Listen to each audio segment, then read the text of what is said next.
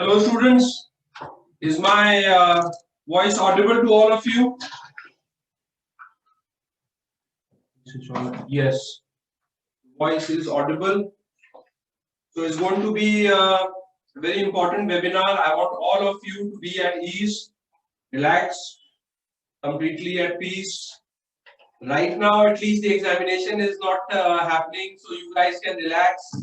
At least you might appreciate that by relaxing, you are able to focus more, retain more points, go faster. So today the format, जो format है आपकी webinar का बहुत ही simple है. Last 7 days to CAT हमें क्या करना है? CAT में अपने score को कैसे boost करना है? How to maximize your score section wise? What are the right test taking strategies? Depending on the level you are currently, how should your preparation go forward? So I thought that what's the right way to do a start this webinar is that I asked the top 20 students, where most of them, of course, are already getting above 99 plus percentile. So we selected those students who generally have above 99 percentile, some even 99.99 or 100 percentile. So what kind of doubts they have, and you will see that the doubts that they have are more or less the same kind of doubts that you have. So we have a compilation of doubts, which basically questions with which I'll start the webinar. And तो ये toppers हैं जो 100 percentile डालने वाले हैं, अगर सही से 7 दिनों को यूटिलाइज करें, इनके डाउट्स वही है जो आप देखेंगे मैक्सिमम बच्चों के होते हैं. Let me get the doubt sheet. And okay, so we'll start with Tanmay. Tanmay is a very good student. He has been getting good percentiles, and I'm expecting that he'll get 100 percentile. So Tanmay's doubt is, actually since the start of November, I have started getting anxious about the exam. See, everyone, the more serious you will be, the more of things like anxiety, what will happen if I get a low score, these things will happen. So it's very natural. Natural hota hai ye. What you need to do is like how to improve concentration. So in the next 7 days, one of the most important thing is how do you improve your concentration in those 2 hours. Very simple strategy. You will know when you are getting distracted. आपको पता होगा जब आप कुछ और सोचने लगोगे या फिर कुछ और ख्याल मन में आ गया है, आपको पता होगा. So just back out, get back on track. ये करते रहोगे तो you will see that भागने का जो ध्यान इधर-उधर भाग रहा है वो पहले रिड्यूस हो जाता है. और ये डिस्ट्रैक्शन में फियर एंजाइटी भी बहुत इंपॉर्टेंट रोल प्ले करता है. So you have to realize that being anxious is going to affect you negatively. Hence it is proven, because you are writing that around November first week the condition was not good and I started seeing reduction in my scores. To offset this, I started taking mock every single day and it worsened the condition. So now from last week I reduced the mock attempts and focused on more analysis and revision. Scores are balanced as of now, but the only thing that's causing problem is my focus during the test time. Any lapse in focus cause negative 5 to 6 questions, which I easily solve after the exam. Please help me with how to avoid taking too much pressure and keep myself calm and focused on the exam day. Tanmay, this no one can change that if you are if your concentration is not 100%, if you're getting distracted, or whenever you're getting anxiety, your 5 to 6 question. तो ये वैसे ही हिंदी में बोलते हैं कि सावधानी हटी दुर्घटना घटी. It's the same thing. इसका कोई ये नहीं. You will have to be 100%. So the first thing you have to realize that every student, whether someone like you who should get a 100 percentile or someone who will get a 98 or 95 or 92, they have to learn this, that over the next 7 days, please focus on concentration. Concentration is very, very important in the examination, and the only way to improve concentration is that you will know when you are not giving full concentration. So yes, in real exam also, Tanmay, there is some distraction or you're not able to focus or you're feeling anxiety, it will affect your performance. You will have these 5 to 6 wrongs. Why?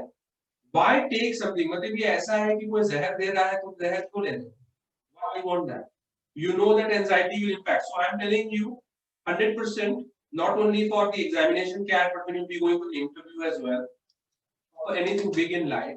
If you are the types who is very nervous, who's very jittery, who is sweating, who's palpitating, there is no chance of success. By getting anxious, by getting scared, by feeling nervous, you are screwing your own chances. Because it not only consumes your emotional energy, it also takes away your focus, your concentration. So why to do it? So whenever you are feeling a little anxious, please stop the anxiety. And एक महीने पहले आप जब नवंबर की शुरुआत में कम test लिए तो आप और एनालाइज कर पाए, रिवीजन कर पाए, वो तो सही है, बट आने वाले 7 दिनों में आपको कम से कम 6 टेस्ट लेने चाहिए। 7वां दिन टेस्ट नहीं लेते तो एग्जामिनेशन 29 को है, 28 को आप कोई टेस्ट नहीं लेंगे, कुछ नहीं करेंगे, आप सेंटर जाएंगे। Everyone is advised that on 28 they should go visit the center, calculate how much time is taken. जो imcat.ac.in का वेबसाइट है, if you can share it quickly with everyone, सार्थक, उसमें आप देखोगे टेस्ट डे में क्या क्या आपको चाहिए, क्या करना है, ये आप देख लो।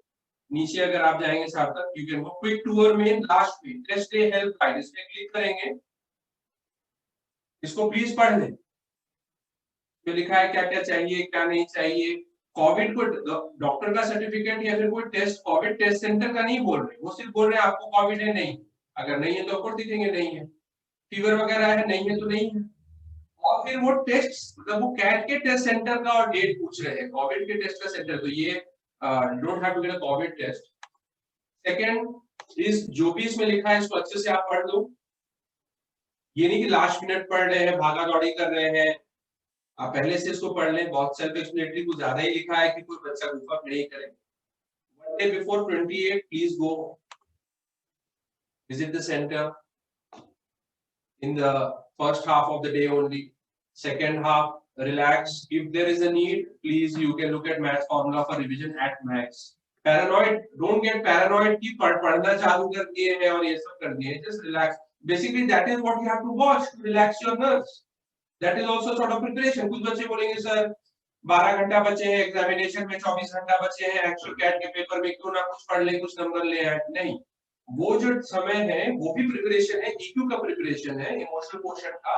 You have to relax yourself, you have to learn how to relax yourself. Otherwise, if you will not be panicking because you'll be studying on 28 or 29, you might panic. You have to address that panic thing in you. You will have to address it by realizing that's not helping me, so let's get this out, like how a dirty organ or a failed organ, just get it out of the system.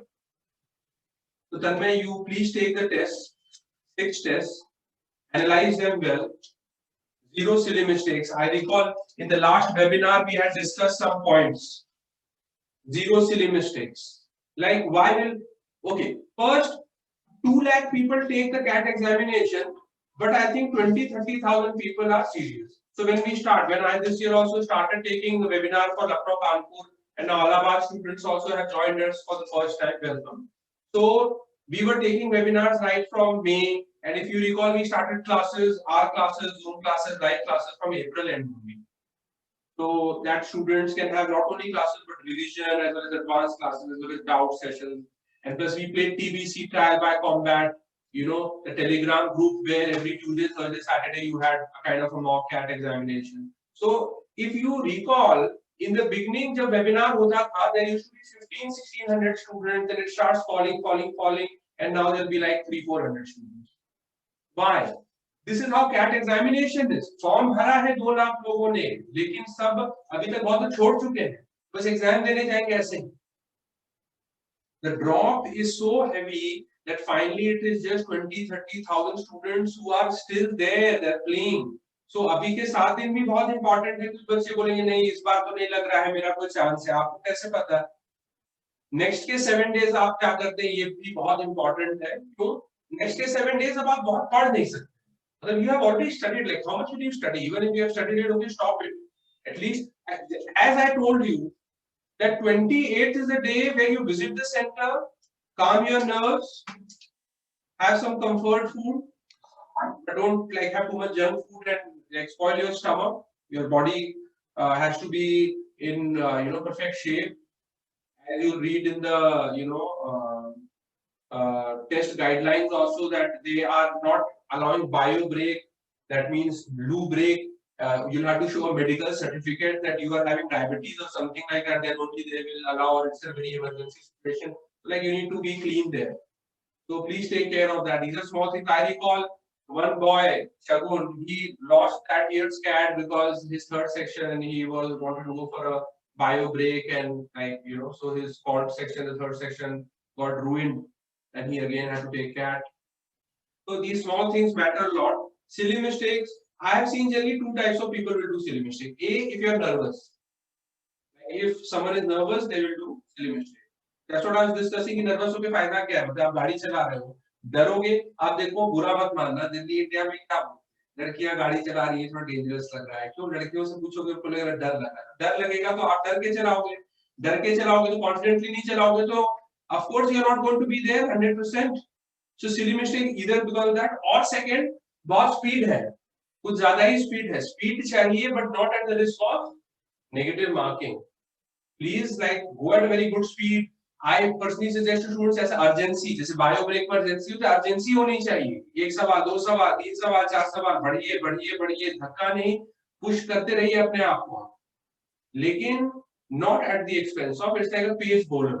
Speed bowling कर रहा है, pace bowling कर रहा है, लेकिन no ball wide ball करेगा तो क्या फायदा, क्या उसको टीम से निकाल देंगे. Speed but not at the risk of comprehension. बहुत स्पीड में भी कुछ बच्चे सिली मिस्टेक्स करते हैं. इसका मतलब ये नहीं कि आप 2-3 बार पढ़े करते हैं. शुरुआत में बहुत बच्चे गलती करते हैं. In the beginning like 5 minutes 10 minutes you get over cautious. मतलब क्वेश्चन कर रहा है, फिर क्वेश्चन देख रहा है, आंसर कर दिया, पता है फिर आंसर सही था कि नहीं, डबल चेक कर रहा है. Don't do all that also. Guesswork won't work in CAT. Guesswork won't work in CAT. Period. Even if investing time in theta questions, thinking that negative marking तो है नहीं, theta question में जो fill in the blank वाले होते हैं, negative marking नहीं है, लेकिन समय तो जा रहा है. अब तो कम समय है और 2 घंटे है 3 घंटे के बजाय. So you cannot waste too much time. बहुत सिंपल है. जो दिखेगा, पढ़ोगे, लगेगा होगा तो करोगे, होगा तो हो जाएगा. Like the right way to go about selection of questions is very simple. We'll discuss how to. So one of the questions is how to glance through the paper. Yes, कितना टाइम दे. सबका time अलग है, because reading time पे भी तो depend करेगा कैसे glans कर रहे हो जल्दी जल्दी. अब मैथ्स है, देखो पहले तो तुरंत पेपर शुरू होते चालू मत कर देना पेपर सॉल्व करना. ये सबसे बड़ी गलती होती है. Scan through the paper. Scanning का मतलब डूइंग द क्वेश्चन नहीं होता है, या पूरा का पूरा पढ़ना नहीं होता. देखो तो क्या आया है इस बार, कहाँ क्या आया है, फटाफट 24 सवाल अगर आए हैं, कौन के तो कैसे सवाल आए हैं, कहाँ क्या है, तो तुम्हें पेपर तुरंत, इसको शिफ्टिंग भी बोल सकते हो, शिफ्ट करते हो तो तुम्हें पता चलता है आया क्या है. क्या लॉगरिथम्स का बहुत दिखाया, उधर दिखा पीएनसी का था, क्या था, कुछ नहीं था. अरिथमेटिक के बहुत सारे उधर पीछे में लास्ट में है क्वेश्चंस में. इनिशियली अलजेब्रा के क्वेश्चन दिए हुए हैं, तो तुम्हें एक स्ट्रेटजी बनाने का मौका मिलता है, कहां से चालू करोगे, क्या करोगे. तो इसमें आप पढ़ नहीं रहे हो बहुत ज्यादा, आप देख रहे हो, पेपर को देख रहे हो. दिख जाता है ना लॉग का क्वेश्चन है, ठीक है, कुछ तो समझ आया है, फिर मूव किया. अरिथमेटिक का टीएचडी का देखा, अच्छा इसमें है, रिलेटिव स्पीड का है क्वेश्चन, ठीक है. करना नहीं है, देखना है, देखना है बस. और कितना जल्दी अब ये सब सवाल कितना टाइम करेंगे. अरे आप देख रहे, इसमें भी टाइमिंग क्या करेंगे, फटाफट देखिए, फिर प्लान बनाइए कहां से क्या करना है. इंग्लिश है, क्या है, कुछ सरप्राइज है, कभी कभी सरप्राइज भी आता है, क्या कुछ सरप्राइज आया है पेपर में. तो शुरुआत में आपको थोड़ा ऐसे लेके चलना है. डीआईएलआर में भी अच्छा 5-6 सेट है, 4 सेट है, 6 सेट है, किस तरह का सेट अच्छा है इसका. ऐसा एक बच्चे का सवाल है, गेम्स टूर्नामेंट उससे नहीं बनता है, तो उसको कम से कम दिख तो जाएगा कि गेम्स टूर्नामेंट का आया है तो कहां पर है, शुरुआत में है कि बाद में है कि क्या है.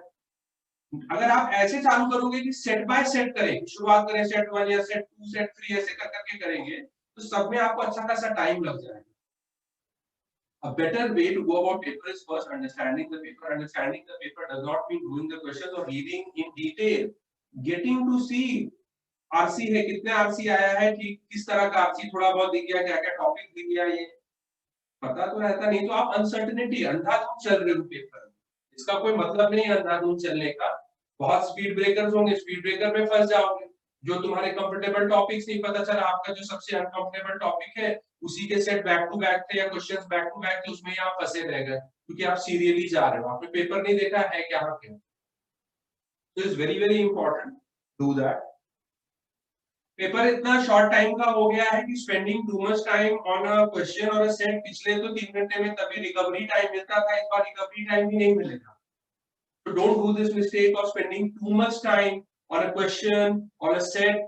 बाद में थोड़ी याददाश्त कमजोर है तुम्हारी, यू विल नो कि भाई ये सेट कर रहा था, 3-4 मिनट हो गया, 5 मिनट हो गया, कुछ ठीक है उतना नहीं बन रहा है, तो आप वापस आओगे तो आपको याद रहेगा कि क्या किया था, क्या प्रॉब्लम था। हो सकता है फ्रेश पर्सपेक्टिव के साथ और तुरंत सॉल्व हो जाए। कभी कभी होता है ना कि हम फंसे रहे किसी चीज में, कैसे चाबी है भुला गया है, तो आप खोज रहे हो, उस समय आप खोजे जा रहे हो, मिल नहीं रहा है, थोड़ा शांत हो बैठो, थोड़ी देर में याद आ जाएगा, दिख जाएगा कहाँ रखा क्या रखा। Sometimes spending too much time on a question or a set or a passage is counterproductive because you are already in a way sort of irritated. If you are irritated, ये वैसे ही है कि धागों का जो अगर आप नॉट बांधते जाए और बहुत ही नॉटी नॉट, आप बहुत जल्दबाजी में उसको नहीं निकाल सकते हो, थोड़ा पेशेंटली देखोगे तो आपको समझ आ जाएगा कि कौन से वो थ्रेड्स हैं जिनको हम थोड़ा खींचेंगे तो लूजन अप होगा और हम उसे निकाल देंगे। Same is the case.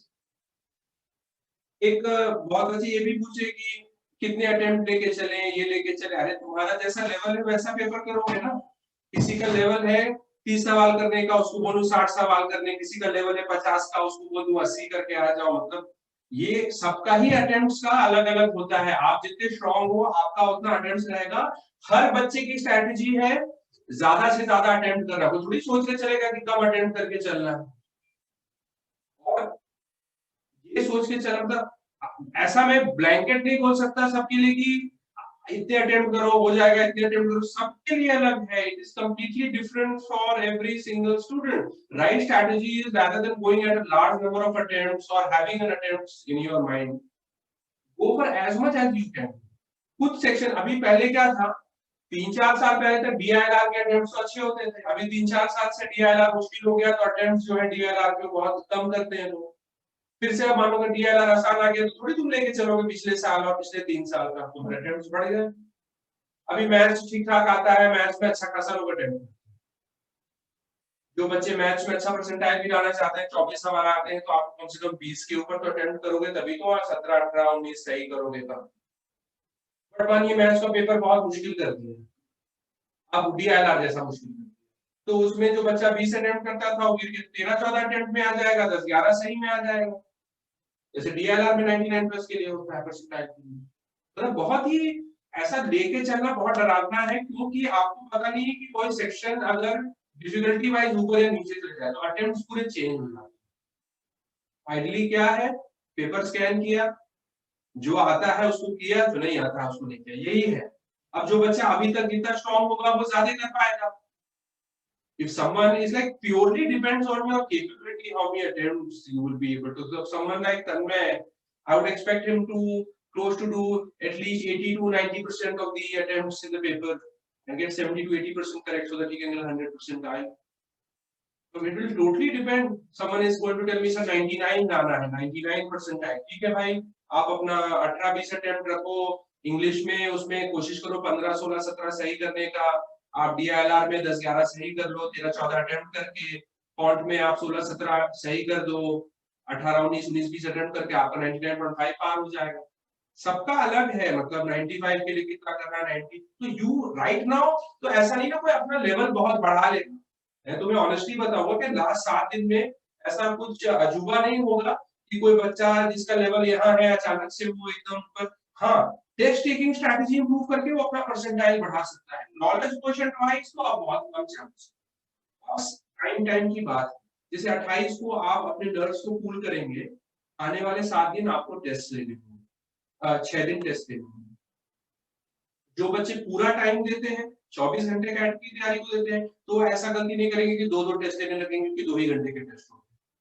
उससे क्या होगा, बर्नआउट होगा, एनालिसिस ठीक से फॉलो नहीं कर पाओगे, एनालिसिस का जो निचोड़ है, जो फायदा है, उसको यूटिलाइज नहीं कर पाओगे आप नेक्स्ट मॉक। जैसे मैं मॉक लेता था तो एनालाइज करता था, डूज एंड डोंट्स बनाता था, तो जनरली डूज क्या बना हुआ, डोंट्स ही बनाते हैं, सब डोंट्स बनाता था, फिर उसको देखता था नहीं वो सिली मिस्टेक कितना घटा है, कोई क्वेश्चन में टाइम पे फंस तो नहीं गया, क्यों फंसा, ये सब पूरा देखता था।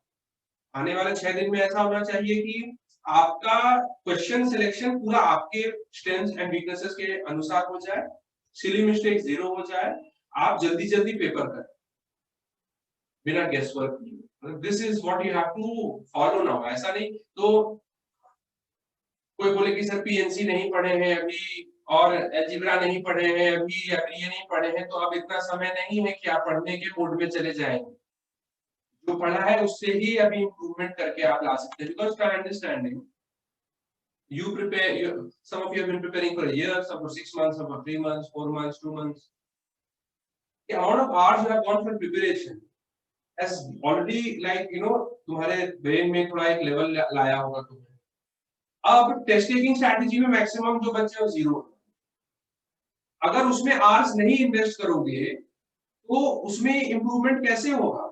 और इधर तो ऑलरेडी बहुत घंटा दे दिया, तो अगर तुम्हें law of diminishing marginal utility आता है तो उसमें एवरी एक्स्ट्रा आवर ऑफ पढ़ाई will give lesser return. Test taking strategy initially ही तुम्हें अगर अच्छे से फॉलो करोगे, start giving you bumper returns. Zero से मिस्टेक हो जाना, राइट क्वेश्चन सिलेक्शन करना, फंसना तो रुक जाना, बाद में करेंगे, मार्क कर देंगे उसको, ये बहुत ज्यादा बढ़त देगा। तो प्लीज पढ़ना लिखना बंद कर दो, टेस्टिंग करो और टेस्टिंग की एनालिसिस से पढ़ाई करो। दिन भर का तुम्हारे पास टाइम है तो भाई 1/2 ऑफ द डे एग्जैक्टली जब कैट का टाइमिंग है एग्जाम का, उसमें तो पूरा फुल लेंथ टेस्ट लिया, एम कैट लिया, किसी ने एम कैट नहीं लेने का मन किया तो सैम कैट ले लिया, सीआरटीज होते हैं वो कैट रेप्लिका टेस्ट भी होते हैं। बट एम कैट अभी बेटर है, अगर आपके पास 6 एम कैट बचे हैं तो आप 6 एम कैट लेना चाहिए। क्यों? आपको शॉक नहीं लगेगा वहां पर, नॉट टू शॉक नहीं। अगर आपको टफ लग रहा है एम कैट, ठीक है, आप पुअर स्टूडेंट हो, थोड़े उतने भी शॉक नहीं है, तो आप कैट रेप्लिका टेस्ट भी ले लो, सैम कैट भी ले लो, बट 6 टेस्ट लेने हैं फुल लेंथ। और सेकेंड हाफ में अब डिपेंड करता है, जैसे एक बच्चे कहा था कि मेरा मैथ्स में आजकल कम स्कोर चल रहा है, तो आप सुबह के टाइम अगर आपका टेस्ट है तो आप सुबह के टाइम पे पूरे फुल लेंथ टेस्ट लिए 2 घंटे का, एनालिसिस कम से कम 2-2.5 घंटा की, तो 4-4.5 घंटे आपका पैकअप फर्स्ट हाफ में हो गया। सेकेंड हाफ में मैथ्स का सेक्शनल टेस्ट लिया और वैसे एनालिसिस से पढ़ा। अब मैथ्स का फॉर्मूला तो देख ही रहा है, कोई बहुत अगर कॉन्सेप्चुअली वीक एरिया है तो सेकेंड हाफ में उसका कॉन्सेप्ट ही करें। But everyday testing is the first priority, analysis is the first priority. If you have time, depending on a week section, you can take a sectional test, और you can आज English लिया extra sectional test, तो कल maths ले लिया, परसों लिया, ऐसा भी कर सकते हैं। और साथ में अगर आपको कुछ पढ़ने की जरूरत है, रिवाइज करने की जरूरत है, तो आप रिवीजन भी कर सकते हैं। लेकिन रिवीजन का नाम लेके टेस्ट टेकिंग और टेस्ट टेकिंग स्ट्रैटेजी को नहीं इग्नोर कीजिएगा, बिकॉज वो मेन पार्ट है, सब्जेक्ट है। ये जो हमें प्रिपरेशन अब प्रेडिकेट हो गया है, अब सब्जेक्ट है टेस्ट टेकिंग स्ट्रैटेजी। इसका टाइम होता है, जैसे जब GWPI का टाइम होगा तो कैट की तैयारी कर रहे होंगे, उसमें कुछ और पढ़ रहे होंगे। सो अभी जो टाइम है वो टेस्ट टेकिंग स्ट्रैटेजी का है। फिर carrying goals of past, expecting a particular type of paper, इससे बेकार कुछ नहीं हो सकता कि आप एक तरह का पेपर एक्सपेक्ट कर रहे हो। हम ऐसा सोच के चल रहे हैं 24, 22 और 24 आएगा। एक बच्चा है, उसने पूछा है कि क्या है 100 आ गया तो क्या स्ट्रैटेजी रहेगी, what will be the strategy, 100 questions आ गया। अरे स्ट्रैटेजी तो वही रहेगी ना कि 2 घंटा है, उसमें भी 40 मिनट है। उस 40 मिनट में अगर मानिए 34 सवाल भी आए, हम लोग 24 सोच के चल रहे हैं कौन के, 34 सवाल भी आए, तो उस 40 मिनट में जितना मैक्सिमम आप कर सकते हो, कितना मैक्सिमम कर सकते हो किस पे डिपेंड करेगा। जो आप कंफर्टेबल हो जिस टाइप के क्वेश्चंस में, जिस टाइप के टॉपिक्स में, वो आप करने की कोशिश करोगे।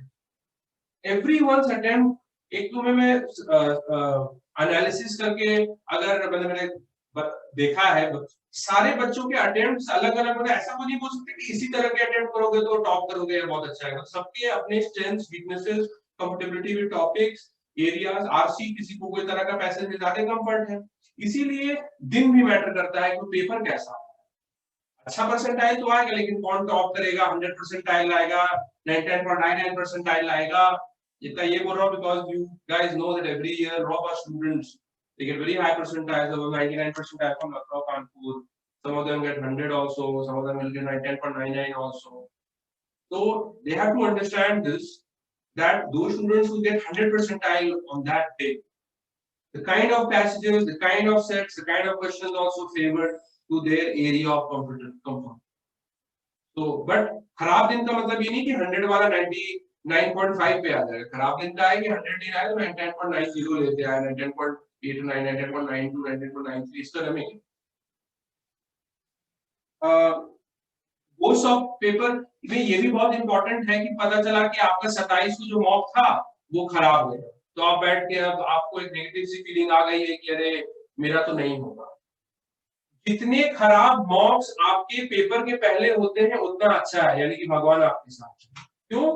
आप उस तरह के पेपर में नहीं परफॉर्म कर पाए हो और एनालिसिस के बाद आप कर पाओगे। It's very simple. When you perform very bad in a paper, that means in that paper, the kind of questions, the kind of sets, the kind of test-taking strategy also used was incorrect. So when you analyze, you will get so much to learn. So don't get discouraged or demotivated with a bad paper. A bad paper before the actual paper is good, rather than that bad paper is that would have become the actual CAT paper. So you should be a little dispassionate. Don't be too excited in the next 7 days. Contain your excitement. Excitement can give you happiness. Excitement can also make you anxious. So you have to understand that when the stakes are very high, one should try to be as detached. But detached does not mean that you will not be giving your best. You'll be giving your best, but you'll be not letting emotions distract you and take away your concentration and focus. So even if the paper mocks are not going good, please ensure that the learning is going good from those mocks.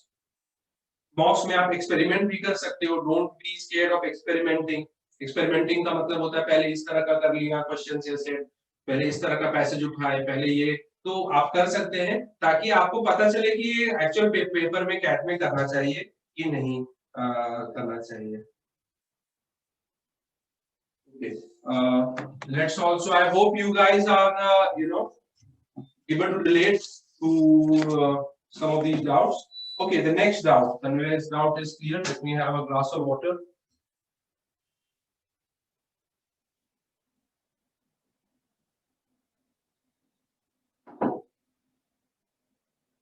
Okay, Karthik calling Karthik from IT. My scores in the sectional test are around 35 to 40, but in the mocks, the overall score remains below 100. Is there something I can do in these 7 days to get my mock scores up by 20 marks? Yes, proper analysis. And second, now please stop taking sectional tests because the actual test is not a sectional test. It is 3 sectional tests at one go.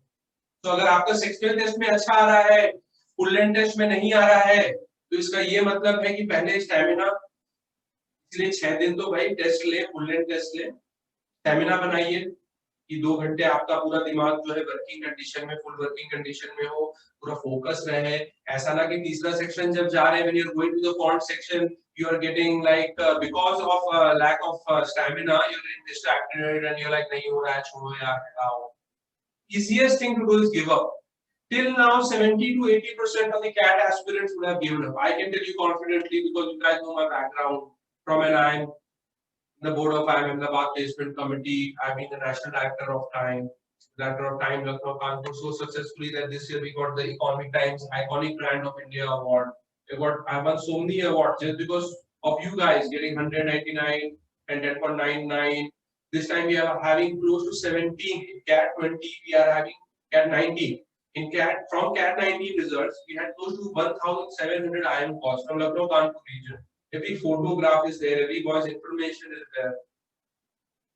So one thing I can tell you with full confidence, and that is that at this stage, sectional tests won't help you.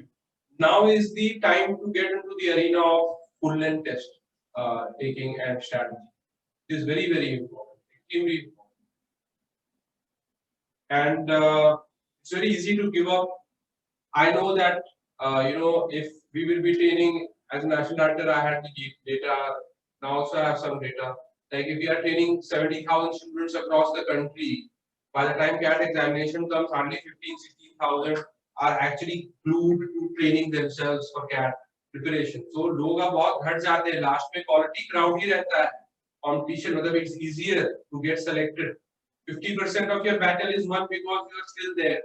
The next 50%, next 7 days. Where the 7th day is Coolio, just cool. Next 6 days, test taking में concentration full रखिए, full concentration. इधर उधर जा रहा है दिमाग, रोकिए, वापस लाइए. Silly mistakes करें, खुद को थप्पड़ मारे कि आपने पैर पे क्यों कुल्हाड़ी मार रहे हैं? Silly mistakes क्यों कर रहे हैं? डर लग रहा है तो बाद में डर होगा, डर के क्या मिलेगा, तो what will you get, what's the end result, what's the end product? You don't get anything in life out of fear, out of nervousness, being jittery and all this. All is are negative things to impact your performance. So Karthik, you please start taking full length tests. That's what the actual examination is. Consistency is a big issue for me in BARC. That's the second question. Sometimes the score gets close to 50, sometimes in 20. What can I do in remaining days in terms of practice, mocks, analysis to ensure a decent score in this section? BARC में जो accuracy है वो तो सबके लिए ही fluctuate करता है, मतलब ऐसा तो बहुत कम लोग होगा कि बहुत ही स्ट्रांग होगा, बीआरसी में एक्सेप्शनल होगा कि उसका स्कोर नहीं फ्लक्चुएट करेगा, स्कोर तो फ्लक्चुएट करेगा बिकॉज एक्यूरेसी थोड़ी फ्लक्चुएट करेगी। बट एक जो मैं पिछले बार भी बोला था, ऑप्शंस पे ज्यादा मत घूमने लगो, पैसेज पढ़िए, पैसेज समझिए, क्वेश्चन पढ़िए, क्वेश्चन समझिए, क्वेश्चन पैसेज के समझ और क्वेश्चन के समझ से आंसर बनता है। अगर आप ऑप्शंस पे बहुत आने लगेंगे तो anyone who has set the paper will first make the right answer and then around the right answer choice he will make the other three incorrect answer choices. तो बाकी के जो इनकरेक्ट चॉइसेस है वो भी तो करेक्ट के ही आसपास घूम रहे हैं, तो अगर आप उन पे ज्यादा ध्यान दोगे ना ऑप्शंस पे, तो आप घूमते रह जाओगे। Please understand the passage. There is no shortcut. I'm telling you, there is no shortcut. Understand the passage. ये कि पहले क्वेश्चन देखते हैं फिर पैसेज देखते हैं, इसमें कुछ नहीं होने वाला। आपको पैसेज समझना होगा, जो पैसेज आप सेलेक्ट कर रहे हो पढ़ना होगा, और फिर क्वेश्चन देखना होगा, क्वेश्चन को भी समझना होगा, और फिर आंसर चॉइसेस देखेंगे, और फिर देखेंगे कि पैसेज में सर रिफ्लेक्शन है कि नहीं, मतलब दिख रहा है कि नहीं मोरलेस पैसेज। अपना दिमाग नहीं लगाएंगे कि मेरे अनुसार या ऑथर ये सोचा होगा, ये सब आप उस पे देखेंगे रिफ्लेक्ट कर रहा है कि नहीं पैराग्राफ में या पैसेज के कोई लाइन में, और अपना आंसर मार्क। पैराजंबल्स में, थीटा में खास तौर पे आपका गलती होगा कभी कभी, you will be doing mistakes, तो देखो एनालिसिस में देखो, क्या वही मैं बोल रहा हूँ, गलतियों का अभी होना अच्छी बात है कि अभी भी ये सब चीजों में दिक्कत है, तो एनालिसिस में सोल्यूशन देखो कि क्या है, प्रॉब्लम क्या था, उसको फिक्स करो। One half of the day take a full length test, analyze it like crazy, and the other half of the day do your fix ups कि भाई एनालिसिस के ये पेज मिले थे, जैसे ये बच्चा है इसको बीआरसी की कंसिस्टेंसी में दिक्कत है, तो one half of the day अपना फुल टेस्ट लेगा, एनालाइज करेगा, और एक एक्स्ट्रा सेक्शनल टेस्ट लेगा बीआरसी का और उसको एनालाइज करेगा। 7 दिन में ये करेगा तो आराम से उसका 20-30 पॉइंट के और ज्यादा भी इंप्रूवमेंट हो सकता है। सब अच्छे students. Aditya Sonthalia, given we have 40 from IT Kanpur, given we have 40 minutes, it's pretty critical to choose the correct DILR set right away. ऐसा नहीं है आदित्य कि तुम्हारे पास देखो यही एटीट्यूड लेके चलोगे तो दिक्कत भी हो जाएगी, बिकॉज हर चीज प्रेडिक्टेबल नहीं है वहां पर। हो सकता है कि तुम्हारे जैसे बच्चे जिससे मैं एक्सपेक्ट कर रहा हूँ तुमसे भी कि 100% आइल लाओगे, तो हो सकता है कि तुम गलत DILR सेट चुन लो। उससे क्या दिक्कत क्या है, उसमें फंसे रहना। पिकिंग, सेलेक्टिंग, ऐसा थोड़ी पॉसिबल है कि आप सभी सेलेक्ट कर लेंगे एक ही बार में, पहले ही राउंड में सारे सही सेट्स जो सेलेक्ट करने चाहिए, सारे सही क्वेश्चन, सारे सही पैसेजेस, ऐसा तो कोई भी नहीं कर सकता। जो 100 ला रहा है वो भी नहीं कर सकता ऐसा 100% island. You will get stuck sometimes, but the moment you are getting stuck, you will have a realization. Just back out. That's what you have to look for, because sometimes it may happen that on the face of it, the set is looking difficult or easy, but when you start solving, you realize that no, it was vice versa. So you have to be very, very careful about this thing, that perfection लाना है, और perfection लाने का तरीका है कि अगर गलत हो रहा है तो उसको सही कर लेना। परफेक्शन लाने का ये तरीका नहीं है कि हाँ सब परफेक्ट चीज ही काम करते रहे, तो ये तो थोड़ा यूटोपियन हो जाता है, आइडियलिस्टिक हो जाता है, और यही पेपर में आपको निराश कर सकता है। बहुत सारे बच्चे हैं, जब DILR मुश्किल आना शुरू हुआ था 2-3 साल 3-4 साल पहले से, तो शुरुआत के 1-2 साल मैक्सिमम का मैथ्स का सेक्शन खराब हो गया, क्योंकि मैथ्स का सेक्शन DILR के सेक्शन के बाद था। क्यों? क्योंकि आइडियलिज्म की दुनिया में थे वो बच्चे कि अरे सब परफेक्ट होना चाहिए, अब DILR खराब हो गया है तो मैथ्स कैसे अच्छा हो सकता है ना, क्योंकि अब तो परफेक्शन चला गया। So don't have this mentality that given we have 40 minutes it's pretty critical to choose the correct DILR set right away. No, it is not pretty critical. It is of course important, but what is pretty critical is that if you are getting stuck, in a wrong DILR set, you please exit it. That will define your entire performance. And ये DILR में उसने बोले because you're expecting difficult DILR. What if font is very difficult? What if English is very difficult? So you have to be very very careful. कोई English में बहुत score लाता है, बहुत अच्छा पैसेज रीड करता है, बहुत अच्छा फास्ट रीडिंग स्पीड है, कॉम्प्रिहेंशन है, अचानक से इंग्लिश पेपर बहुत मुश्किल आ गया, उसको थोड़ा अपना जजमेंट असेसमेंट में दिक्कत हो रहा है, अरे यार मैं तो बहुत अच्छा स्टूडेंट हूँ, मेरे तो लगातार होते रहते थे, ये क्या है, तो कुछ भी नहीं हो रहा, बहुत कम हो रहा है, ऐसा पेपर का ही लेवल बदल गया है. So please don't go with a fixed mindset, don't be dogmatic, don't be steadfast.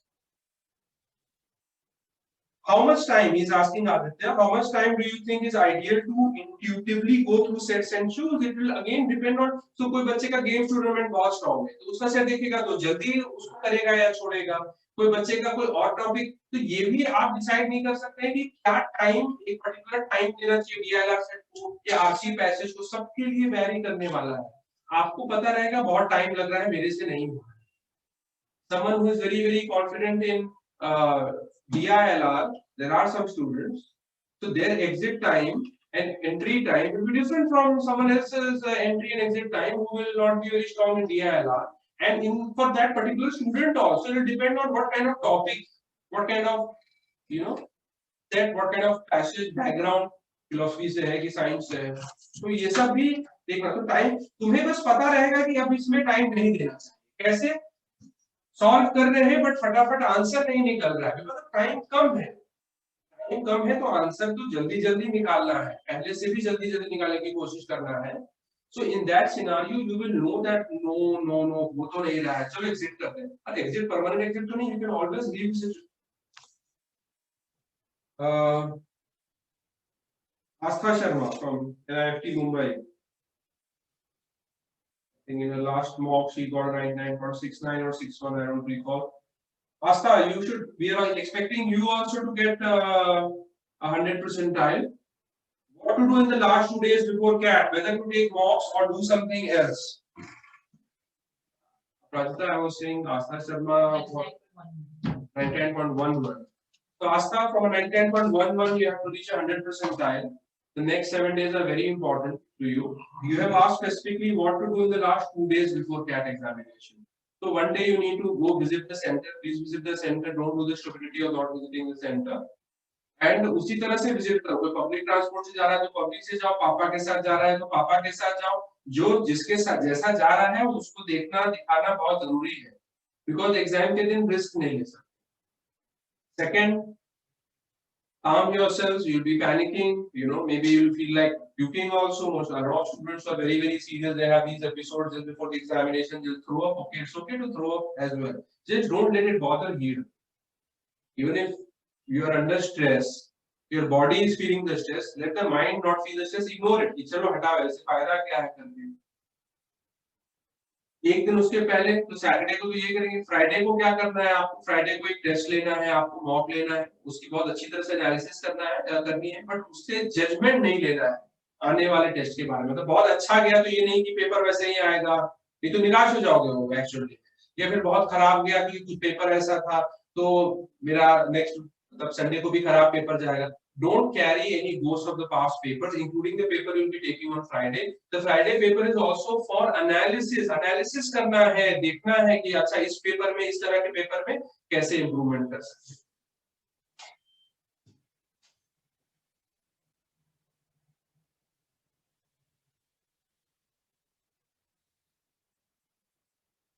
Samar Srivastava, I am having problems in maintaining consistency in the quant section, which is bringing down my percentile. What should be the ideal strategy for quant to ensure that I clear the minimum cutoff for IELTS? Sir minimum मत सोचा करो ना, minimum तो कम होता है बहुत. Minimum the total score is the score of A plus B plus तीन section है, उनको ABC मानो. तो A plus B plus C is equal to B, which is the total score.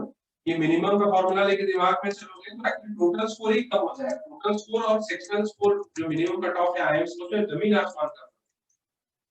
तब आप अगर जनरल कैटेगरी में हैं, आपको माने 98 99 लाना है ओवरऑल, तो आप किसी सेक्शन में 80 85 में भी आपका मिनिमम कट ऑफ क्लियर हो जाता है सेक्शन वाइज, बट उससे स्कोर तो नहीं बनेगा. टोटल भी important, total is more important. Total पे फोकस रखोगे तो हर सेक्शन में तो मिनिमम जाएगा ही जाएगा. पर तुमने खास तौर पे बात की है कौन, यहाँ मैंने वापस इसे डाल दिया।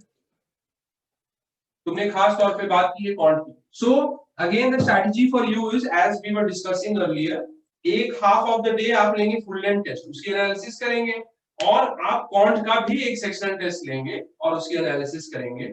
ऑफ कोर्स फॉर्मूला वगैरह का अगर आपको स्ट्रांग नहीं तो रिवाइज करेंगे, या अपना एक रेडी रेफर रखिए, उसको रिवाइज करते रहिए। एट द सेम टाइम जो पर्टिकुलर एरिया आपको बॉदर कर रहे हैं, अच्छा मैथ्स में आपको पिछले बार भी मैंने हम लोग ने डिस्कस किया था, सबसे इंपॉर्टेंट क्या है, अरिथमेटिक सबसे इंपॉर्टेंट। फिर क्या है, ज्योमेट्री मेंसुरेशन, फिर क्या है अरिथमेटिक के कुछ चैप्टर्स, क्वाड्रेटिक इक्वेशंस हो गया, लॉग्स हो गया, ये दोनों अच्छा खासा इंपॉर्टेंट है, इससे आ जाता है सवाल। और साथ में फंक्शन ग्राफ भी एक बार देख लो, और प्रोग्रेशन सीरीज में एपी जीपी अपना समझ लो, AP GP HP. Special equation एक छोटा सा चैप्टर है, F of G fog of A, बहुत मतलब आसान होता है, ये कर लो अगर नहीं पूरा किए हो। प्रोबेबिलिटी से क्वेश्चंस नहीं आते हैं उतने, जीरो ही आ रहे हैं कुछ साल से, बट हो सकता है एक दो आ जाए, अभी तो जीरो ही आ रहा है। पीएनसी ठीक है नहीं सब, मतलब you have to understand what is important if you are not at a stage where you know all. Arithmetic is very important, geometry mensuration is very important, and then few chapters of algebra in this order only. So you can revise them more if you're not confident. But I personally feel कि आप पहले तो एक full length test लेंगे दिन में, revise करेंगे, फिर सेकंड प्रायोरिटी होगी क्वांट का सेक्शनल टेस्ट लेंगे और एनालिसिस करेंगे, और थर्ड अगर समय बचता है तब रिवीजन और ये सब करेंगे। क्यों? क्योंकि सेक्शनल टेस्ट भी तो एक रिवीजन है। सेक्शनल टेस्ट में वो पीएचडी का सवाल है, नहीं कर पाया, उसका एनालिसिस कर रहा है, देख रहा है सोल्यूशन, तो पीएचडी का देख रहा है तो उसमें सारे पीएचडी के फॉर्मूले और जो पैटर्न हैं वो भी तो इस्तेमाल किए गए होंगे। तो analysis of a mock, whether a sectional or a full length, is also a kind of revision. One good question posted by a girl was जैसे वो प्रैक्टिस एक्स्ट्रा प्रैक्टिस एक्सरसाइज जो है क्वांट वाला रिवीजन के लिए वो काफी है क्या, अच्छा है, उसको आप करेंगे उससे आपका होगा रिवीजन। बट अभी please stop all the book study material that you have, take one full length test preferably in MCAT, analyse it very well, come up with a list of don'ts कि भाई क्या करूं मेरा optimal performance हो CAT में, what क्या करने से मेरा ऑप्टिमल परफॉर्मेंस हो जाएगा, उस पे ही फोकस करें। फिर टाइम बचता है तो सेक्शनल टेस्ट उस एरिया में जो आपका तीनों सेक्शन में वीकर है, एनालिसिस करें उसका, उसके बाद भी टाइम बचता है तो रिवीजन करें। This is how you should go. फिर Bhavpreet Singh Batra from Kanpur, struggling to clear section BARC, wanted to know number of questions to attempt to clear cutoff। एक बात बताओ भावप्रीत, by knowing the number of questions to attempt क्या clear हो जाता है cut off? Maybe what you are wanting to ask is कितना करें कम से कम। तो अगर आप मुझसे पर्सनली पूछोगे बीआरसी में, तो बहुत कम अटेम्प्ट रखना तो बीआरसी में सुसाइडल है, क्योंकि जैसा आप जानते हैं ज्यादा करेंगे तब भी एक्यूरेसी उतनी अच्छी नहीं रहेगी, कम करेंगे तब भी एक्यूरेसी उतनी अच्छी नहीं रहेगी। तो बहुत कम करना तो sure shot recipe for disaster है बीआरसी में। अटेम्प्ट्स अच्छे रखें, कम से कम अगर मानिए 24 सवाल आता है तो 17-18 तो अटेम्प्ट्स रखोगे, 17-18 में खराब एक्यूरेसी रही तब भी 12-13 सही करोगे। This I am saying so that ऐसा ना हो कि बहुत कम स्कोर हो जाए बीआरसी। कम से कम आपको भावप्रीत मिनिमम की बात कर रहा हूँ, वर्स्ट के सिनारियो में 12-13 सही करना है बीआरसी में अगर 24 सवाल आते हैं। और अच्छा स्कोर करने के लिए कम से कम 17-18 आपको सही करना चाहिए। 17-18 सही करने के लिए आपके 21-22-23 अटेम्प्ट हो जाते हैं। अच्छा परफॉर्मेंस का मतलब होता है like being above 99.5% trial category. Plus अगर आपको बीआरसी में जैसे दिक्कत हो रही है तो आप इसका sectional test apart from the full length test, आप you take a sectional test, उसकी प्रॉपर एनालिसिस करो, देखो कि क्या है, क्या करने से इंप्रूवमेंट हो सकता है, how can you improve. There are more applications new ones okay. फिर ऋषभ सिंह पूछ रहे हैं, I have graduated from hospitality field, so which will be the best college for me to take my passion as I want to go in hospitality only if possible. College अच्छा है तो अच्छा है, hospitality में जाना है कि non hospitality में जाना है उससे फर्क नहीं पड़ता, क्योंकि आईएम्स में जो टॉप आईएम्स हैं उसमें हर इंडस्ट्री से टॉप कंपनी आ रही है। मेरा एक फ्रेंड था, उसको गाने का शौक था, उसने सारेगामा ज्वाइन किया, एक मूवी बनाने का शौक था, तो उसने रिलायंस बिग बिग एंटरटेनमेंट था तो वो ज्वाइन किया। एक को क्रिकेट का शौक था तो सुनील गावस्कर का स्पोर्ट्स मैनेजमेंट इंस्टीट्यूट ज्वाइन किया। मतलब ऐसा आपको सब there's the best advantage, the biggest advantage you get from studying from 6 IIM, XLRI, FMS that you can join the industry of your choice। आप हॉस्पिटैलिटी में है तो हॉस्पिटैलिटी सेक्टर में ही आप जा सकते हो क्योंकि वहां पर आप जो इंडस्ट्री बोलोगे आपका प्लेसमेंट कमिटी उसके सारे टॉप कंपनीज को या बुलाएगा या ऑलरेडी वो आते हो। तो you don't have to worry कि हॉस्पिटैलिटी में जाना है तो इस तरह के इंस्टीट्यूट में जाना है, बिल्कुल नहीं। सेक्टोरल एमबीए सिम्बायोसिस में भी है, एसआईटीएम टेलीकॉम मैनेजमेंट है और आपका बैंकिंग फाइनेंस का मैनेजमेंट है। ये सब नहीं, कोई भी इंडस्ट्री मैनेजमेंट मत कीजिए, सेक्टोरल मैनेजमेंट नहीं कीजिए। जनरल एमबीए कीजिए, सारे फंक्शंस पढ़ाते हैं, finance, marketing, operation, system, HR. Second year में आप 5 में से 2 से 3 स्पेशलाइजेशन चुनते हैं तो आप अवेयर रहते हैं कैसे कंपनियां काम करती हैं, आपको पता है। नहीं तो आप सिर्फ एक इंडस्ट्री या फिर एक स्पेशलाइजेशन पढ़ेंगे, आपको पूरा कैसे फंक्शनिंग होता है ऑर्गेनाइजेशन का वो कभी समझ नहीं आएगा, लाइफ में कॉन्फिडेंस नहीं आएगी, आप कभी सीईओ नहीं बन पाओगे, ना ही खुद की कंपनी चलाओगे। तो what is the point? Piyush Trivedi, would you advise the third slot students? Piyush Trivedi, again I'm expecting him to get 100 percentile. Would you advise the third slot students who is from MS Ramaya Engineering College? Would you advise the third slot students to refer to the analysis of the difficulty level of the previous slots and have a strategy flexible in the worst case scenario ready accordingly? So basically Piyush is asking कि मेरा अगर तीसरा slot है तो क्या मैं first और second slot का बहुत एनालिसिस पढूं? हाँ पढूं, क्यों नहीं पढूं? ऐसा भी थर्ड स्लॉट तो नहीं होगा कि फर्स्ट और सेकंड के मुकाबले एकदम ही बहुत ही एक्सट्रीम हो जाए, तो उससे ना स्केलिंग इक्वेटिंग प्रोसेस जो होता है उसमें दिक्कत आती है। अगर आप स्लॉट्स को बहुत ही दूसरे तरह से बनाओगे, क्वेश्चंस की कॉम्पोजिशंस को, डिफिकल्टी लेवल को, तो थोड़ा मुश्किल होता है। There is will be a higher margin of statistical error. Scaling equating जैसे स्लॉट्स में एग्जाम होते हैं, जैसे एनमैट है, जीमैट है, कैट है, जहां भी स्लॉट्स में एग्जाम होते हैं स्केलिंग इक्वेटिंग होता है। जहां भी स्केलिंग इक्वेटिंग होता है आपको परफेक्ट स्कोर नहीं होता है, उसमें टीचर का जो पेपर बनाया है उसका बायस, बिकॉज बहुत सारे टीचर मिलके अलग अलग मार्किंग करते हैं डिफिकल्टी लेवल का। हो सकता है एक को 3 लगे, एक को 4 लगे डिफिकल्टी लेवल, लेकिन जिसके पास आया वो 3 वाला है तो 3 डाल देगा। तो बहुत सब्जेक्टिविटी इन्वॉल्व होती है इसमें, जिसके कारण पेपर तो जीआरई जीमैट वाले भी बोलते हैं कि देयर इज अ मार्जिन भी देते हैं, इतने का मार्जिन का एरर है हमारे में। तो कैट में भी सेम है, जिसके कारण बहुत तो फर्क नहीं होगा। आपको फर्स्ट और सेकंड पेपर का सेक्शन का पेपर स्लॉट का एनालिसिस पढ़ना चाहिए, थोड़ा जानना चाहिए, बट ऐसा नहीं कि उसको दिमाग में लेके जा रहे हैं कि वही याद है, छपने वाला है। You should of course be aware, you should be aware like, तो जो आपको पहले पता चल गया है 24/24 है, दूसरे में भी पता चल गया है 24/24 है, थोड़ी आप में आ जाएगा कुछ 40 और 50 और 40, ऐसा कुछ नहीं होगा। या फिर एक पर्टिकुलर सेक्शन बहुत ही मुश्किल आया है फर्स्ट में भी सेकंड में भी, तो हाँ ऐसा नहीं कि आप भी बहुत आसान आ जाएगा, बहुत ऐसा एक्सट्रीम डिफरेंस नहीं होने वाला है। आपका सेकंड स्लॉट भी किसी बच्चे का है तो थोड़ा फर्स्ट स्लॉट का देख लो क्या है, कुछ आ रहा है, कितना है सवाल, क्या है, सब बेसिक इंफॉर्मेशन है, ये आप ले सकते हैं। But of course nobody will be able to give you a complete analysis of the slot one, because of which ऐसा मतलब नहीं होना चाहिए कि तुम गलत इंफॉर्मेशन सुन के एक स्ट्रेटजी बना लो। That should not, it shouldn't impress you a lot, but yes, you should be aware, you should be aware what is happening in slot 1, slot 2. This will give you at least 50-60% idea of the slot 3 for sure. The 100% आपको 50-60% तो पता चल गया है paper किस तरह का होगा। There can be तो 20-30% का सरप्राइज एलिमेंट हो सकता है, उससे ज्यादा का सरप्राइज नहीं होगा।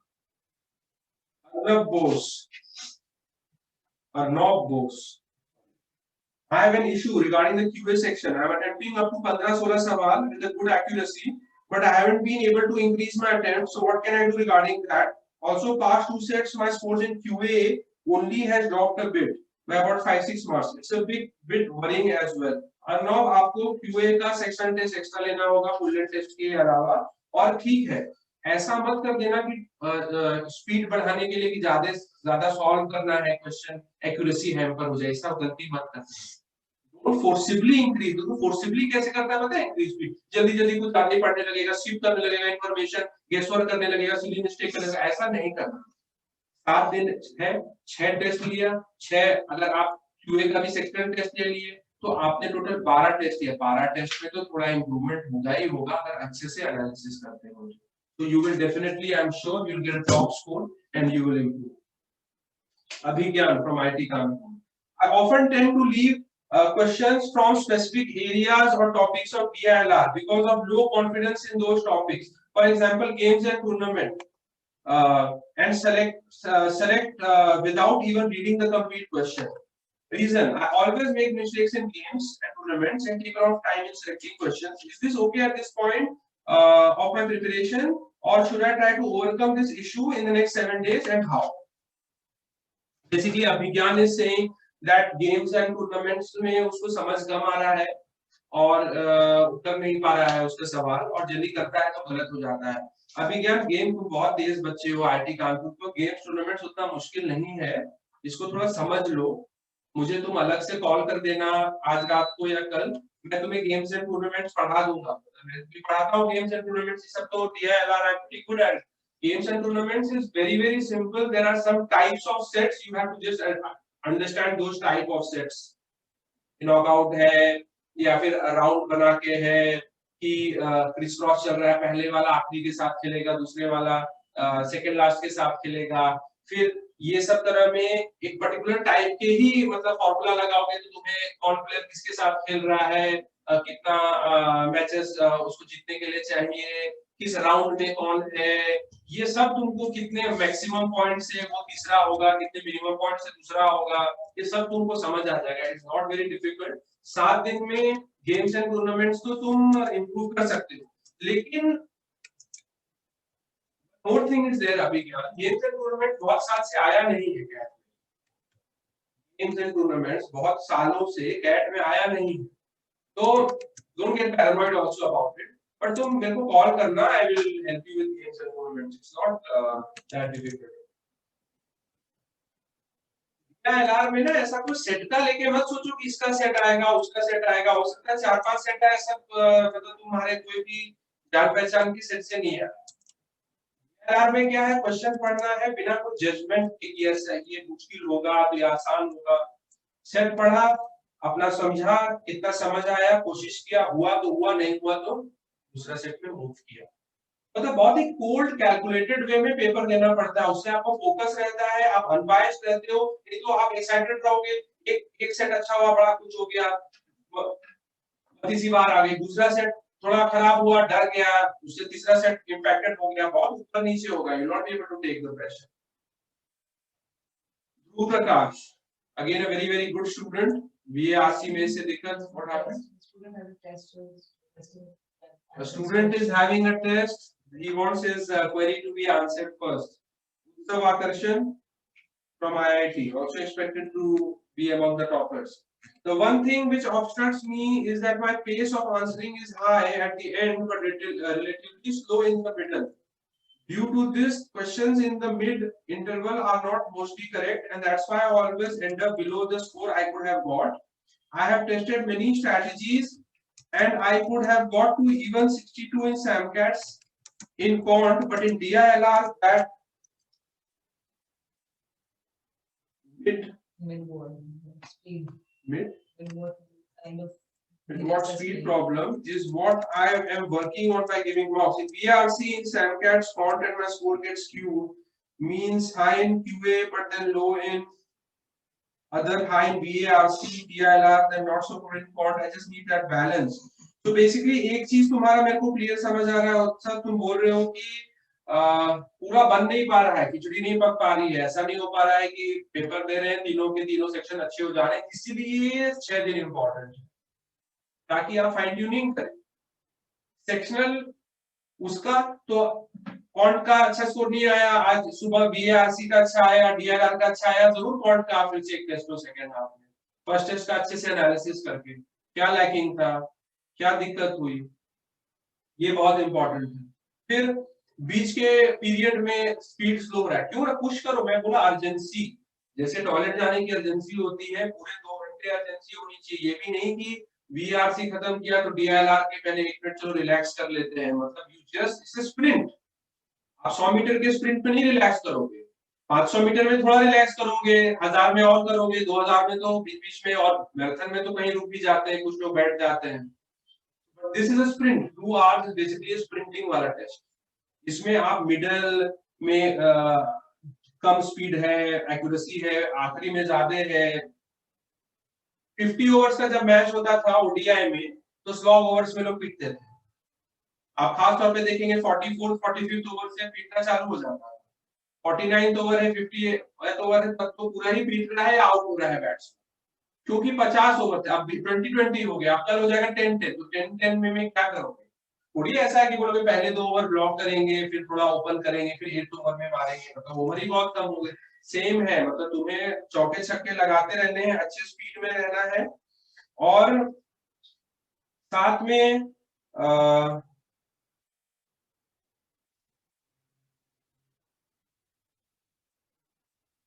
ये मैं ठीक से समझ नहीं पाया हूँ। I could have got to even 62 in Samcats and in Quant, but in DILR that mid-watt speed problem, वही जो तुम्हारा DILR में भी स्पीड कम हो जा रहा है बीच में, क्या बोर हो जाते हैं? You get bored. पेपर में कोई मस्ती नहीं आने वाला है। You have to, as मैंने बोला, ये पिंच हिटर वाला है cat.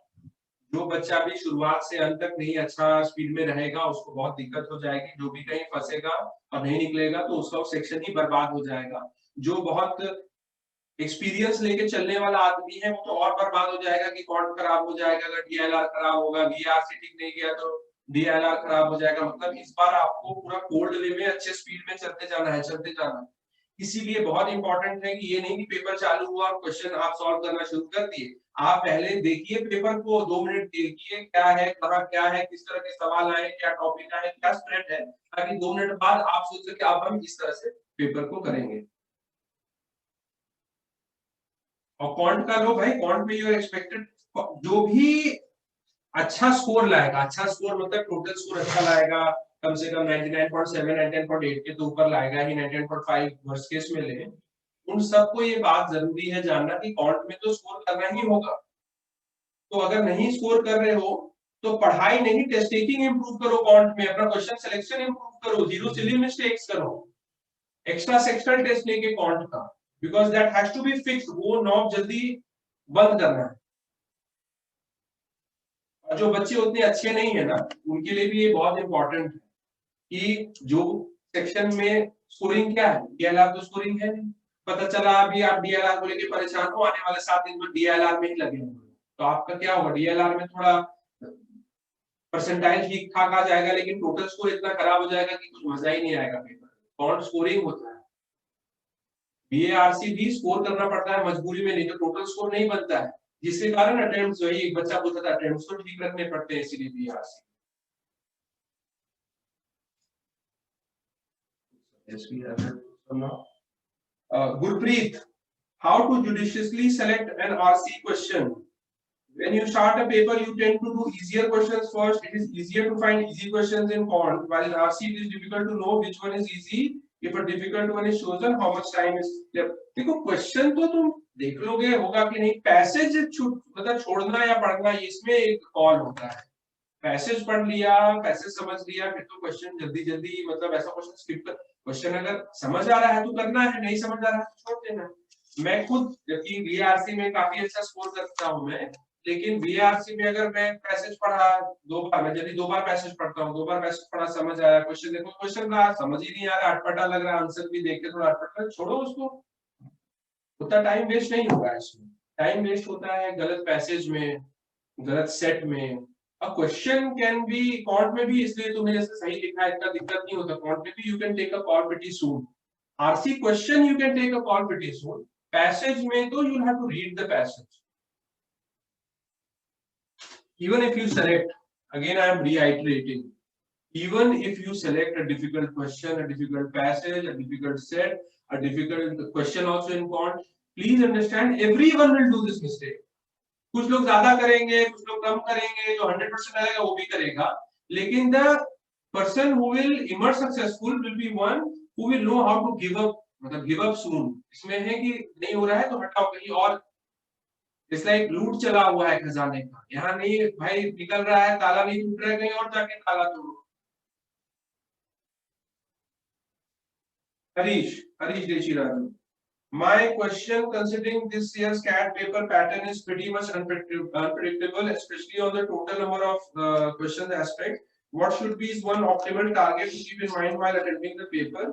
If it is to say that prefix number, say 2023, or to be more wise in spending less time on questions that seem basically he's asking, Harish is asking that this year they haven't specified the number of questions. Last year किए थे नहीं किए थे, मैं बता दूं last year भी तो नहीं किए तो थोड़ी करते हैं वो बट वी न्यू वही 34 32 34 बहुत एक्सट्रीम नहीं चेंज होगा आइडियली बता रहे हैं 24 22 24 बट ऐसे एक्सट्रीम नहीं होगा कि बहुत और होता भी है अगर मानो 100 सवाल आ रहे हैं 34 32 34 2 घंटे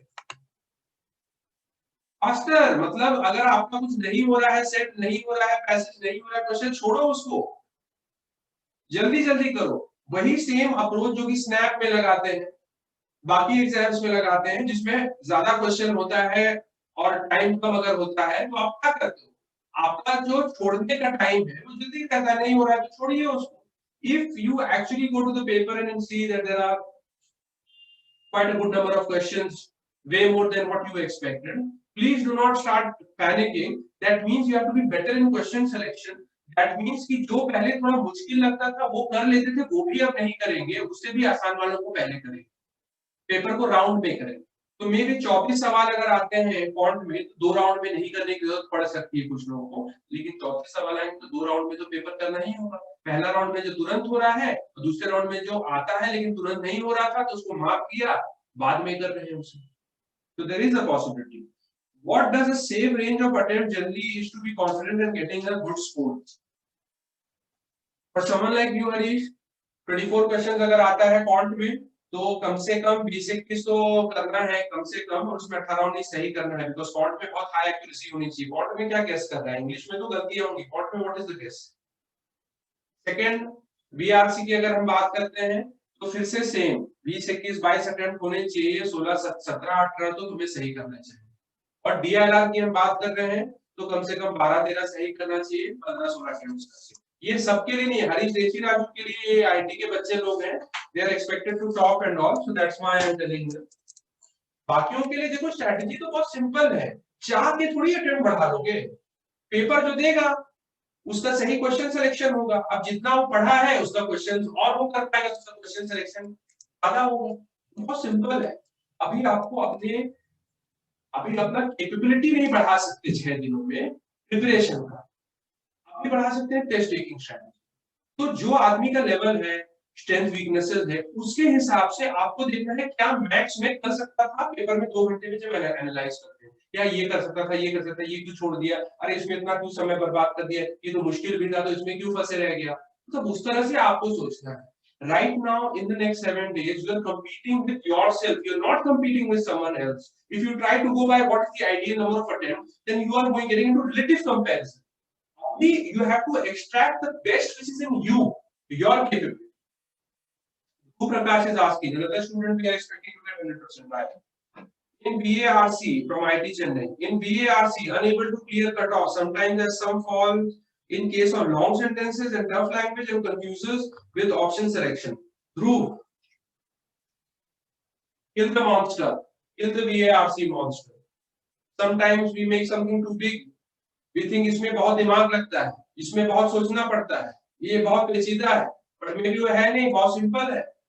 तुम realize करोगे maximum times to even get the most difficult thing in your head.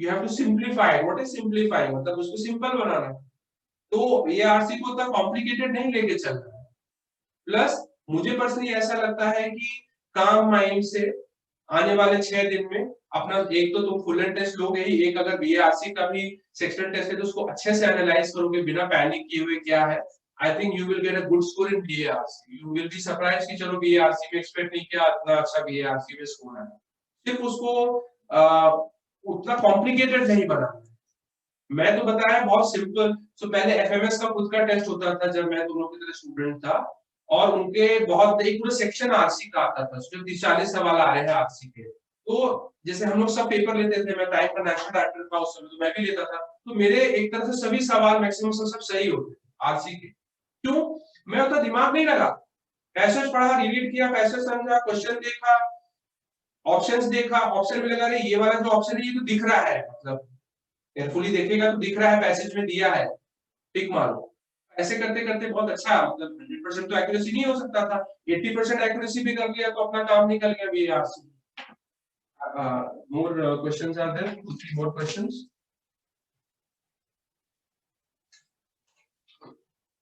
Okay, 3 more questions, and then we will move to B School application and all, because that's also a doubt for many students. Tanmay Jain from IT Kanpur, again we are expecting you, Tanmay, to get 100% time. I am not able to do well in DILR section, even after so much of practice, and because of this, while giving any paper, I get demotivated in DILR, and hence not able to perform in quant as well. So how to overcome that? Tanmay, first you have to understand that you are lucky that you are facing this problem in DILR. तो दिक्कत क्या होता है, सोचो अगर ये तुम्हें problem maths में या इंग्लिश में, तो जो अच्छा स्टूडेंट है उससे सही मार्क्स में बहुत डिफरेंस होता है। क्यों? अच्छा स्टूडेंट कर रहा होता अकाउंट में 24 में से 22 सही, तुम कर रहे होते 12 सही या 13 सही, तो खराब।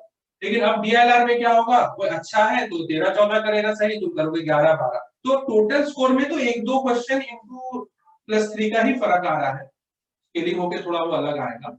तो इसलिए don't do this thing that get demotivated because of DILR section, because next section is gone. That's where you have to like score a lot. तो ये गलती मत कर देना। दूसरा, DILR को थोड़ा इजी वे में लेते हैं, अर्जेंसी मतलब स्पीड रहती है लेकिन बहुत कामनेस चाहिए। It's like F1 racing. You are at like top speed, very high speed, but you're very calm, very composed, very confident. Even if you are not able to understand something, you're not getting hassled. You're going to another set. If that set is over, then you go back to that set and check क्यों hassled था। Most of the times मैंने जैसे बोला है, बुद्धि solve नहीं होती है because दिमाग बहुत लगा रहे हैं, थोड़ा ब्रेक ले लो, कुछ और करो, फिर वापस आओ, तुरंत सॉल्व हो जाएगा। Akin to when we keep something somewhere and we forget, that time we are looking everywhere, it's right there but we can't see it because we are trying too hard probably. So relaxing is going to help you a lot. Plus take the DILR sectional test, एक अपना full length test लो, analyze करो MCAT, और एक DILR का sectional test लो। Rishabh Bhatia IIT Trichy से, what things to take care of if we are making undesired mistakes and not reaching our potential scores? Anything specific in mind to eliminate doing them? Undesired mistakes क्यों हो रहे हैं? इसका मतलब तुम्हें realisation तो है, फिर उसको मत करो। तुम क्या एक्सपेक्ट करोगे तुरंत हो जाएगा? इसमें वैसे तो सिगरेट पीता है, बोलता है अरे यार मैं कल से नहीं पीऊंगा, तुरंत छोड़ दे रहा हूँ, वो क्या मतलब इतना ड्रामेटिक नहीं होता। आपको पता है कि आप पीने लगोगे, लगे अरे यार जला दिया, थोड़ा पिया, छोड़ दे यार, नहीं पीना है, चलो बहुत देर हो गया अभी नहीं पी, थोड़ा पी लेते हैं, फिर धीरे धीरे करके कम हो गया, छूट गया। What I mean to say is that it will not happen that you will suddenly get rid of all your undesired mistakes. What you need to do is be conscious when you are making the mistake. जब आप वो गलती कर रहे हो, be very very conscious, तो आप गलती से बाहर एग्जिट कर जाओगे। किसी के भी जितने भी स्टेप्स हैं वो सही नहीं होंगे। एडवांटेज उस बच्चे को मिलेगा जब वो गलती कर रहा है, गलती से कैसे बाहर आ जा रहा है, वो बहुत ही इंपॉर्टेंट है। Be more aware, be more concentrated. Being more aware and concentrated doesn't mean more emotional. मतलब अवेयर रहिए, ऑब्जर्व कीजिए, गलती कर रहे हैं, गलती कर रहे हैं, अरे गलती करे, चलिए वापस आइए। सेम विद कंसंट्रेशन वाला काम। अमन शर्मा, अमन शरण from Rajiv Gandhi Petroleum Library. What should be given more priority at this point of time? Giving more mocks or analyzing previous mocks? What is the meaning of analyzing previous mocks? आप कोई mock लेते हो, उसकी बहुत अच्छे से analysis करो, फिर नेक्स्ट मॉक लो, फिर उसको क्यों रिविजिट करो? प्रीवियस मॉक्स को रिविजिट करके कुछ नहीं, आप फ्रेश मॉक ले, आने वाले 6 दिन, 7वां दिन तो हम काउंट नहीं कर रहे हैं। क्यों? क्योंकि आपको सेंटर जाना है, रिलैक्स करना है, थोड़ा ऑब्जर्व करना है, बहुत डर लग रहा है तो चलो हटाओ यार, तब तक करोगे, ऐसे तो खराब रिजल्ट होगा। So you have to be like emotionally strengthened. I recall when I was taking CAT examination, it used to keep coming in the paper that CAT examination tests how tough you are mentally, mental toughness. That's what makes it difficult. तो थोड़ा last day वो करना है, 6 दिन जो आने वाले हैं, हर दिन आपको टेस्ट लेना है, उसकी अच्छी तरह से एनालिसिस करना है। अच्छा एनालिसिस मतलब 70 सवाल का टेस्ट है तो सारे 70 सवाल आने चाहिए एनालिसिस के बाद, मतलब you can solve all of them. और ये नहीं कि solve taking a long time, because कितनी अच्छी किस्मत होती है उन बच्चों की जो कि पेपर में जाएंगे, 70 सवाल आया तो पता चला 30 सवाल तो पहले ही किया है, खाली नाम नंबर बदल दिया है ऐसा। So those 70 questions we have to, so even if a difficult set is there, difficult question is there, in the analysis, when you are after the test doing the analysis, you have to learn how to solve that set, because once you know, तब तो जब वो paper में आएगा बाकियों के लिए बहुत टाइम टेकिंग होगा, तो बच्चों के तो उनको सिर्फ टिक कर दो, क्या जल्दी सॉल्व कर दो। आपका एनालिसिस पे फोकस कर रहा है, पुराने मॉक्स को अभी भूल जाओ। और कोई सवाल? Okay, so I hope this session has helped you in terms of test taking, how you have to go about. Now quickly we are going to a page called exam. अब हम लोग क्या करेंगे, काफी बच्चों के साथ तो शेयर किया हुआ है, जो बच्चों के साथ शेयर नहीं किया हुआ है उनके साथ डॉक्यूमेंट्स हम लोग कुछ शेयर करेंगे और डिस्कस करेंगे। पहले एग्जाम डेडलाइन को एक बार शेयर करो। एग्जाम के एग्जाम, ये माइका मत, ये नहीं, sorry, exam deadlines. No, this is calling.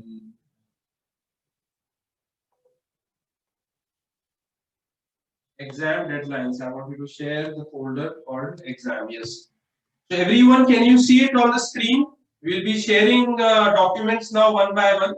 So अब हम लोग 1 घंटा बात करेंगे एप्लीकेशन पे, क्योंकि स्कूल एप्लीकेशंस निकलने लगे हैं। पैनिक मत करो, मैं बोला था 20 के आसपास लेंगे, वेबिनार लेंगे। Don't have to fill NMAT छोड़ के कोई फॉर्म अभी। शेयर किया है तुमने? हाँ सर, सारे डॉक्यूमेंट शेयर भी करो इन सारे बच्चों के साथ। तो अभी फिलहाल एनमैट का है, एनमैट का अगर आप शेयर कर सकते हैं साथ। एनमैट का अभी रजिस्ट्रेशन ओवर नहीं हुआ है, 30 नवंबर तक रजिस्ट्रेशन है लेट फी के साथ। आपको 500 रुपए एक्स्ट्रा देना पड़ेगा लेट फी, 30 नवंबर तक आप कर सकते हो। तो एनमैट का हम डॉक्यूमेंट भी बनाए हैं, आप लोगों के साथ शेयर किए हैं, जिनके पास नहीं है अभी शेयर हो जा रहा है वो। एनमैट जब आप भर रहे हैं या भर चुके हैं, तो उस समय कंपलसरी नहीं था एनमैट एफिलिएटेड स्कूल्स को भी कंपलसरी सेलेक्ट करना। तो सबसे पहले तो एनमैट आपको देना चाहिए 2 बार, एक दिसंबर में, एक जनवरी में।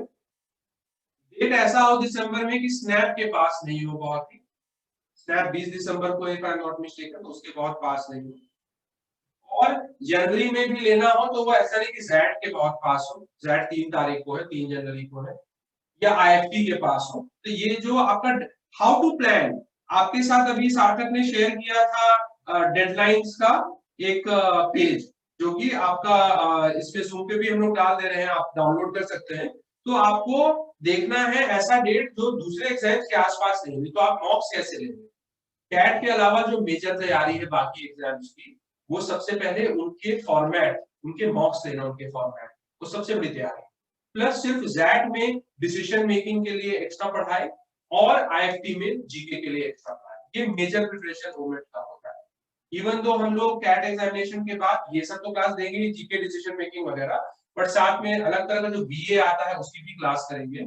और खास तौर पे जो इलाहाबाद के बच्चे हैं, वो बेचारे what to say, they have not been very fortunate this year, but now I have personally taken over their center.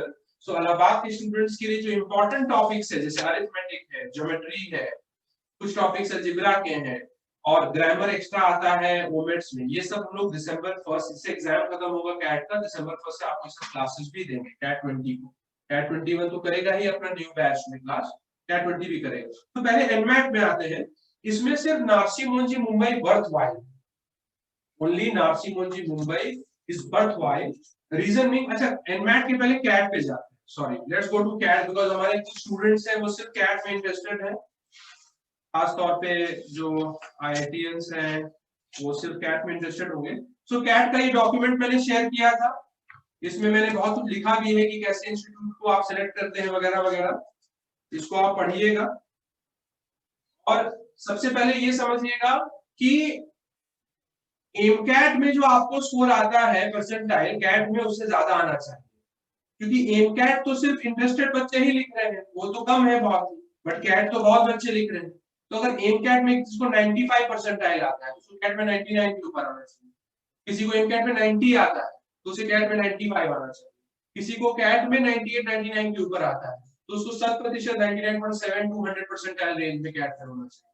कोई एम कैट में 80 85 लाता है तो एक्चुअल कैट में उसको 88 90 तक आएगा। तो ये आपको लेके चलना है when you are filling the form कि आपका एम कैट, अनटिल तुम डर जाओ, वही मैंने बोला डर गया नर्वस हो गया तब तो अलग बात है, but if that thing is taken care of तुम्हारा कैट में एम कैट से बेटर परफॉर्मेंस होगा। तो उसके अनुसार से जो एक्सपेक्टेड परसेंटाइल रेंज है उसके कुछ इंस्टीट्यूट भरने हैं, ऊपर के भी थोड़े भरने हैं, नीचे के भी थोड़े भरने हैं क्वेश्चन के लिए अगर आप चाहें तो। इस डॉक्यूमेंट में नीचे करिए एक बार document, go to the second page third page तो पढ़िएगा, फिर सारे इंस्टीट्यूट्स के नीचे जाइए। हाँ ये मैंने लिखा हुआ है ऊपर ऊपर category wise 98 plus category, 95 to 98 category, 90 to 95, 80 to 90। 80 के नीचे पूरा पूरा नहीं, वहां से भी वो खराब है, एबिस है। 80 के नीचे जो भी इंस्टीट्यूट 80 परसेंटाइल से नीचे सिलेक्शन लेता है वो फ्रॉड इंस्टीट्यूट है, उसके प्लेसमेंट डेटा भी फ्रॉड है, सब प्लेसमेंट भी उसमें नहीं होता। मैं तुम्हें 100% गारंटी के साथ ये बोल रहा हूँ, तो please don't do this mistake. अब अगर हम थर्ड पेज पे जाते हैं, क्विकली थर्ड पेज पे जाइए जिसमें दिया हुआ है परसेंटाइल और ये सब का, मिस्टर सार्थक।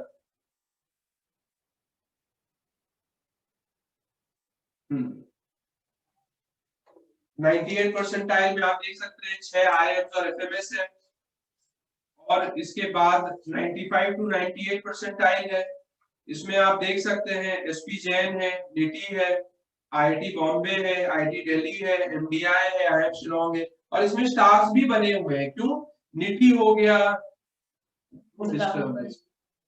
I know but you are interrupting me, don't do that, don't. Yes, sorry, someone was disturbing. 95 to 98 percentile, सो इसमें स्टार्स बने हुए हैं, कहीं 2 स्टार बना हुआ है, कहीं 3 स्टार बना हुआ है। 2 स्टार का मतलब है कि इसमें एकेडमिक्स अच्छा होना चाहिए, तो आपका जितना भी अच्छा परसेंटाइल आ जाए, एसपी जैन में अगर आप अप्लाई कर रहे हैं और आपका 10th ग्रेजुएशन का अच्छा स्कोर नहीं है तो आपका कॉल नहीं आएगा, 99.9 पे भी नहीं आएगा, 95 पे भी आएगा। तो जहां 2 मार्किंग है ना, 2 स्टार है, तो इंस्टीट्यूट का मतलब बहुत कम है। ये आई बैंगलोर है, आई इंदौर है, एसपी जैन है, 3-4 ही इंस्टीट्यूट्स हैं जहां पर बहुत हेवी एकेडमिक्स को वेटेज दे रहे हैं। जहां पर 2 मार्क नहीं है जो कि 99% इंस्टीट्यूट्स में है, वहां मतलब 100% आपको अच्छा आएगा। अगर आपका कैट अच्छा जाएगा आपका कॉल आएगा। 3 स्टार का मतलब है कहीं कहीं जहां बीटेक वाले बच्चे ही सिर्फ अप्लाई कर सकते हैं और कहीं कहीं बीटेक के अलावा नॉर्मल भी बच्चे अप्लाई कर सकते हैं। If you go to the last, अगर हम लास्ट के पन्नों में जाएंगे साथ तक, तो लास्ट के पन्नों में देखिए एलिजिबिलिटी लिखा हुआ है।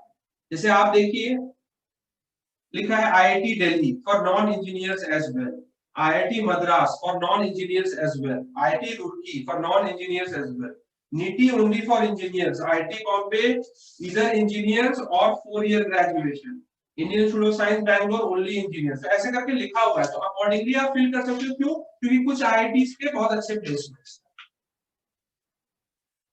फिर 95 टू 98 का कैटेगरी आप देखिए, और किस तरह से मैंने अरेंज किया है टेबल, वो भी प्लेसमेंट को देखिए ROI के साथ, बहुत इंपॉर्टेंट है। इसका एक आपको छोटा एग्जांपल मैं दूंगा। फॉर एग्जांपल अगर आप जाते हैं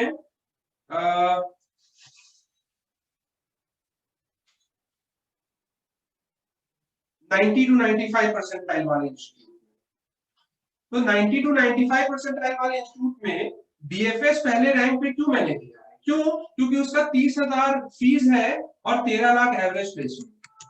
यही आप देखेंगे तो उससे ज्यादा प्लेसमेंट वाले भी इंस्टीट्यूट्स हैं। फॉर एग्जांपल XUB भुवनेश्वर, उसका 15.4 लाख एवरेज प्लेसमेंट है, लेकिन 30,000 नहीं, 20.5 लाख उसका सिर्फ फीस है।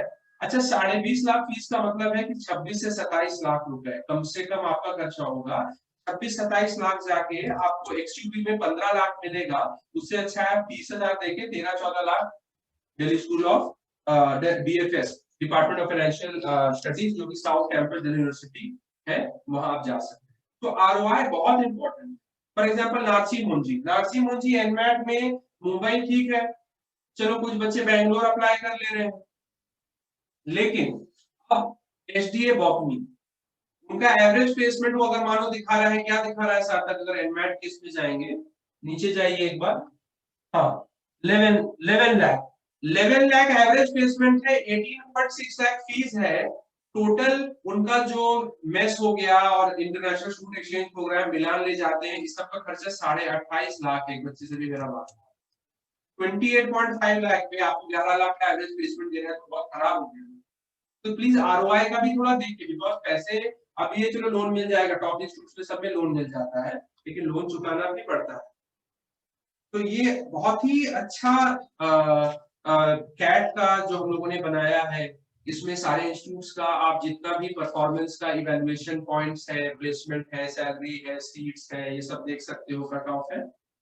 80 to 90 परसेंटाइल में भी बच्चों अगर नीचे जाने लगोगे ना, जैसे कि नीचे के इंस्टीट्यूट्स में देखो, last second last LIBA, Loyola Chennai, FMS BHU, BIM Trichy, Welingkar, IFMR, Nirma, Great Lakes, ये सब जगह भी अंधकार है बेसिकली।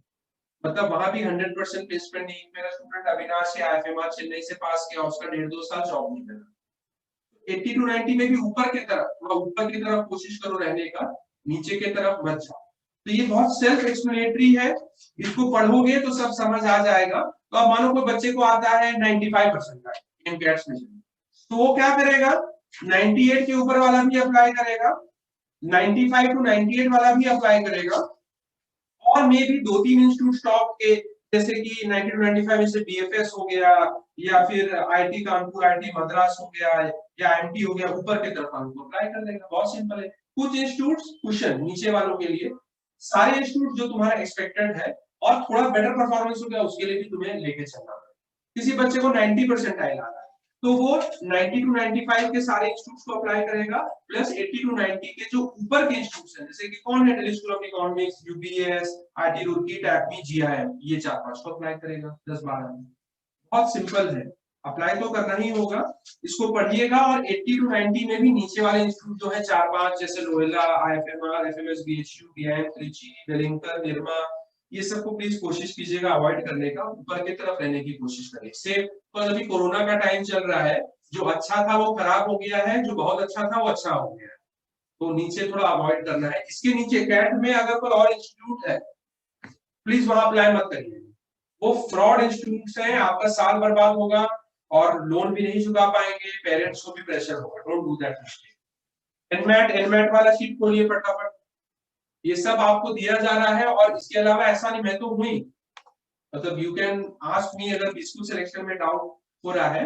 इसमें इंपॉर्टेंट क्या है, हड़बड़ी में नहीं रही, ये सारे शीट में एक लिंक शेयर किया गया है, जैसे एनमैट में इसमें भी लिंक होगा, नीचे जाओ में लिंक होगा।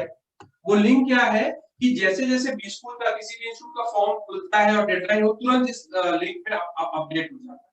देखिए लिखा है इसमें, रुक जाइए वहां पे, please check exam notification and deadlines for institutes from below mention link which is updated on a daily basis. उसमें एक बार जाएंगे मिस्टर साहब, लिंक पे क्लिक करेंगे,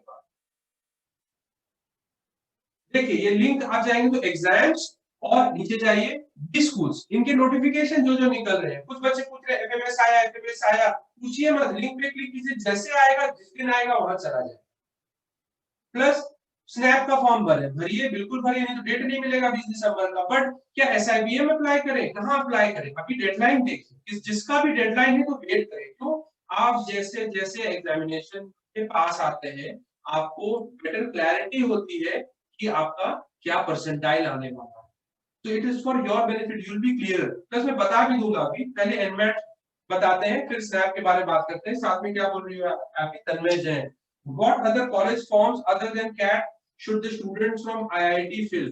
तो आईटी के बच्चों को कैट में आईएम्स हो गए, टॉप आईएम्स हो गए, और ऑफ कोर्स न्यू आईएम्स नहीं फिल करना चाहिए, बेबी आईएम्स नहीं फिल करना चाहिए, आईएम शिलोंग नहीं फिल करना चाहिए, साथ में एफएमएस फिल करना चाहिए, और जैट एग्जाम के थ्रू एक्सेलराय फिल करना चाहिए। तो उनको सिर्फ ओल्ड आईआईएम्स, एफएमएस और एक्सेलराय पे ही फोकस करना चाहिए। ये बात हम लोग कर रहे हैं IT Bombay, IT Delhi, IT Kanpur, IT Kharagpur, IT Chennai के बच्चों के लिए, और बिट्स पिलानी के बच्चों के लिए, और कुछ टॉप एनआईटी के स्टूडेंट्स के में एनआईटी इलाहाबाद।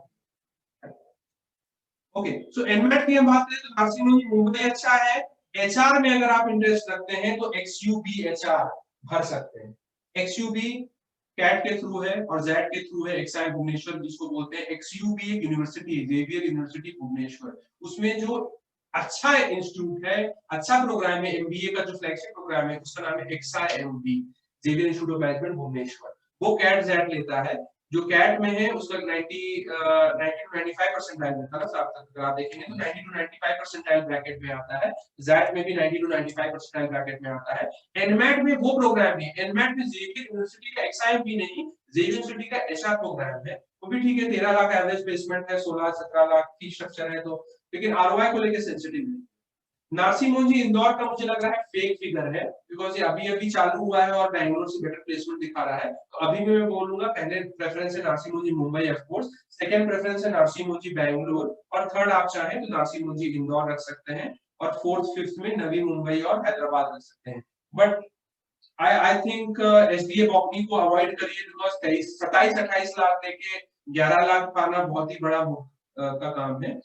एक्सयूबी एचआर, अगर आप एचआर में इंटरेस्टेड हैं, आपको कैसे पता होगा आप एचआर में इंटरेस्टेड नहीं है? आप तो पढ़े नहीं है एचआर। बहुत बच्चे बोलेंगे सर मुझे एचआर में इंटरेस्ट है, क्यों? मुझे बात करना अच्छा लगता है लोगों से। तो ये कहाँ का लॉजिक है मुझे समझ नहीं आता। वहां तो किताब पढ़ना होगा, एग्जाम में अच्छा लाना होगा। आप जब तक सब्जेक्ट नहीं पढ़ोगे ना, आपको आइडिया नहीं लगेगा कि फाइनेंस करें कि मार्केटिंग करें, ऑपरेशंस करें, सिस्टम यानी कंप्यूटर साइंस करें, कि एचआर करें, कि स्ट्रेटेजिक मैनेजमेंट करें। वो जब किताब सामने रहता है, पढ़ाई सामने रहता है, तब लगता है नहीं यार ये तो बेकार लगा, ये नहीं करूंगा, मजा नहीं आ रहा। अभी से डिसाइड कर लेना एचआर करेंगे, फंक्शन चूज कर लेना गलत है, सेक्टर चूज कर लेना गलत है, जनरल एमबीए करना चाहिए। बट तभी एचआर पसंद है तो एक्सयूबी एचआर भरो, नारसिमोन जी मुंबई भरो, और अगर मतलब इसी साल कुछ करना है, थोड़ा कॉम्प्रोमाइज भी कर सकते हैं तो बैंगलोर इंदौर देख सकते हो। वर्स्ट के सिनारियो में नवी मुंबई और हैदराबाद है। इसके अलावा कोई भी डिसेंट कॉलेज नहीं है एनमैट में, इसलिए मैं लिखा यही है डिसेंट कॉलेजेस। बाकी जो भी आप नाम देख रहे हैं, चितकारा यूनिवर्सिटी और पता नहीं कैसे अजीब अजीब तरह के कॉलेजेस हैं, यूनिवर्सिटी है, श्योर शॉर्ट में पैसे भी जाएंगे, मजे खूब करेंगे, बिकॉज वहां कुछ करने को होगा नहीं, लेकिन बाद में आपको जॉब नहीं। इसको अच्छे से पढ़िएगा, इसमें सेल्फ एक्सप्लेनेटरी है, नीचे भी जाएंगे तो बहुत कुछ लिखा हुआ है। डिफेंस वालों के लिए एसआईएमएस में रिजर्वेशन नहीं, इसमें देखो स्नैप में है, सारे पढ़िएगा। एप्लीकेशन प्रोसेस, अच्छा एनमैट भरते हैं तो इसका मतलब नहीं कि उसी समय एनएमआईएमएस भरते, हाँ, लेकिन एग्जाम के डेट के पहले एनएमआईएमएस का फॉर्म। तो जो 20 तारीख था लास्ट डेट, अभी भी 20 तारीख तक 500 एक्स्ट्रा फाइन देके भर सकते हो। तो मान लो तुमने भरा 20 तारीख को एनमैट का फॉर्म, ये नहीं कि उसी समय भरना है। अगर 20 तारीख को तुमने फॉर्म भरा है नवंबर को और तुम्हारा डेट है सोचो 25 दिसंबर या 10 दिसंबर, तो उसके पहले तुम्हें एनएमआईएमएस का फॉर्म भरना होगा। पहले तो सारे इंस्टीट्यूट्स का अलग फॉर्म भरना पड़ता था, एनएमआईएस बैंगलोर अलग, एनएमआईएस हैदराबाद अलग, एनएमआईएस मुंबई अलग। अब एक ही फॉर्म में एनएमआईएस का सारा भरा जाता है। एनमैट का पैटर्न चेंज हुआ है, अडेप्टिव टेस्ट बन गया है। अडेप्टिव टेस्ट में क्या होता है, आप आगे पीछे नहीं जा सकते। तो अगर सवाल नहीं आता है तो ये नहीं कि उसके दिमाग लगाए जा रहे हैं जब तक सही जवाब नहीं आ रहा है, गलत जवाब चुनो और आगे बढ़ो। क्योंकि अगर पेपर नहीं कंप्लीट करोगे, सेक्शन नहीं कंप्लीट करोगे अडेप्टिव टेस्ट में, तो पेनल्टी लगता है। तो ये अभी नहीं, कैट के बाद एनमैट का जब मॉक होगा तो, और प्लस हम लोग कैट के बाद वोमेट्स के ऊपर मैं एक और सेशन लूंगा जिसमें और बारीकी से बात करूंगा, एनमैट में कैसे स्कोर बढ़ाना है, उसका टेस्ट कैसे लेना है, ये सब हम लोग करेंगे। सिंपल पेपर है, स्कोर रेंज में, पहले स्कोर आता था, स्कोर रेंज है, क्यों? क्योंकि वो अडैप्टिव टेस्ट हो गया है। Will discuss about it. अभी आप सिर्फ डेट बुक करो, बट डेट कैट के पहले मत बुक कर देना, और कैट के जस्ट 2-3 दिन बाद का मत बुक कर देना।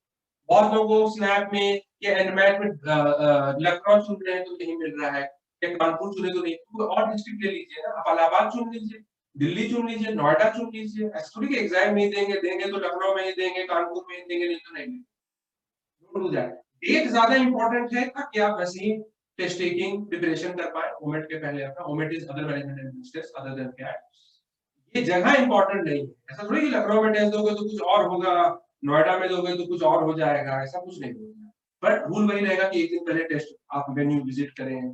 The we'll discuss about OMETs after the CAT examination, how to prepare, test taking कैसे improve करते हैं वगैरह वगैरह। एनमैट में जैसे कि टीटा क्वेश्चंस भी इंट्रोड्यूस हुआ है, प्लस लास्ट में आप देखोगे, एक बार लास्ट में जाएंगे, वो एनमैट का डॉक्यूमेंट हो या स्नैप का डॉक्यूमेंट हो या आईएफटी का डॉक्यूमेंट हो, किसी का भी डॉक्यूमेंट आपको भेजेंगे तो लास्ट में एक लिंक होगा, वो लिंक को क्लिक करोगे आप तो जो कैट के जो भी एनमैट का है, तो एनमैट के पिछले 2-3 साल के प्लीज पेपर और एनालिसिस जो अपलोडेड है उसको आप ऑब्जर्व करें, सारे ओमेट्स के। स्नैप की भी तैयारी करें स्नैप का, तो स्नैप का पिछले साल कैसा पेपर आया था, क्या था analysis, before jumping to starting the preparation of any exam after CAT for that particular exam. जो एनमैट है तो देखो कि लास्ट 2-3 साल से किस तरह का पेपर आया है, क्या डिफरेंट है कैट से। क्लास तो हम लोग लेंगे ही लेंगे, बट ये आपको खुद करना है, ठीक है। वैसे ही स्नैप का, स्नैप में जाएंगे, स्नैप का भी फॉर्म भरना इंपॉर्टेंट है क्योंकि उनका भी लास्ट डेट कब है, 28 तारीख को है लास्ट डेट का एक है, इसीलिए लास्ट डेट का एक बार खोलिए रेडी रेगुलर, अपने आप कमरे में लगा लीजिए एग्जाम्स का जो रेडी रेगुलर है, इसको हम लोग अपडेट करते रहते हैं। स्नैप का 28 नवंबर है। अच्छा स्नैप वाले इसमें जाइए, स्नैप में एसआईबीएम पुणे अच्छा है, एससीएमएचआरडी पुणे अच्छा है, एसआईआईबी पुणे ठीक ठाक है, एसआईबीएम बैंगलोर से थोड़ा कम है, और कुछ है नहीं, प्लीज मत भरिए। शुरुआत में ही देखिए एसआईबीएम पुणे ऑफ कोर्स अच्छा है, एससीएमएचआरडी पुणे अच्छा है। अब एसआईओएम अच्छा है, लेकिन आपको पहले से कैसे पता आप ऑपरेशंस मैनेजमेंट करेंगे, तो गलती हो जाएगी, सो गलत है। एसआईआईबी अच्छा नाम है इंटरनेशनल बिजनेस, इसका मतलब ये नहीं कि इंटरनेशनल कुछ है कहीं भी। आईएफटी का भी कोर्स का नाम है IB, but it is general MBA only. ये भी नाम है एसआईआईबी इंटरनेशनल बिजनेस कोर्स का नाम है, बट वो नॉर्मल एमबीए ही है, तो ये कंफ्यूज मत हो जाना। SIBM Bangalore okay okay types है, हट जाता है। तो ये 4 है जिसमें 2 अच्छे हैं, एसआईबीएम पुणे, एससीएमएचआरडी पुणे, और बैकअप में आप अगर ओके ओके स्टूडेंट हो तो एसआईबी पुणे, एसआईबीएम बैंगलोर को रख सकते हो। नीचे वाले पेज में जाओ, कुछ भी जाने लायक नहीं। एसआईएमएस पुणे बेसिकली 85% रिजर्वेशन है जिनके फादर या मदर पैरामिलिट्री या मिलिट्री इस तरह के बैकग्राउंड के, 85% यानी कि तुरंत एडमिशन हो जाता है। एससीआईटी इवन तो प्लेसमेंट अट्रैक्टिव लग रहा है तुम्हें, 9 लाख भी अगर अट्रैक्टिव लग रहा है तुम्हें, पर दिक्कत ये है कि फिर से आईटी में ही से स्पेशलिस्ट होंगे। People do MBA to understand how organizations work, how they function, so that they can not only run the organization, one day maybe create their own organization. So why at the beginning only you want to select an area where you'll always know just a small part or a part of the machinery, that will not be advisable. ऐसे digital telecom, तो जो digital telecom का खराब चलने लगा time, तो तुम्हारा भी खराब चलने लगेगा टाइम, तो तुम्हें सिर्फ एक इंडस्ट्री के बारे में ही पता है, चल तो रहा ही है खराब टेलीकॉम का टाइम। एसआईबीएम हैदराबाद सोसो है, ठीक उतना भी नहीं है।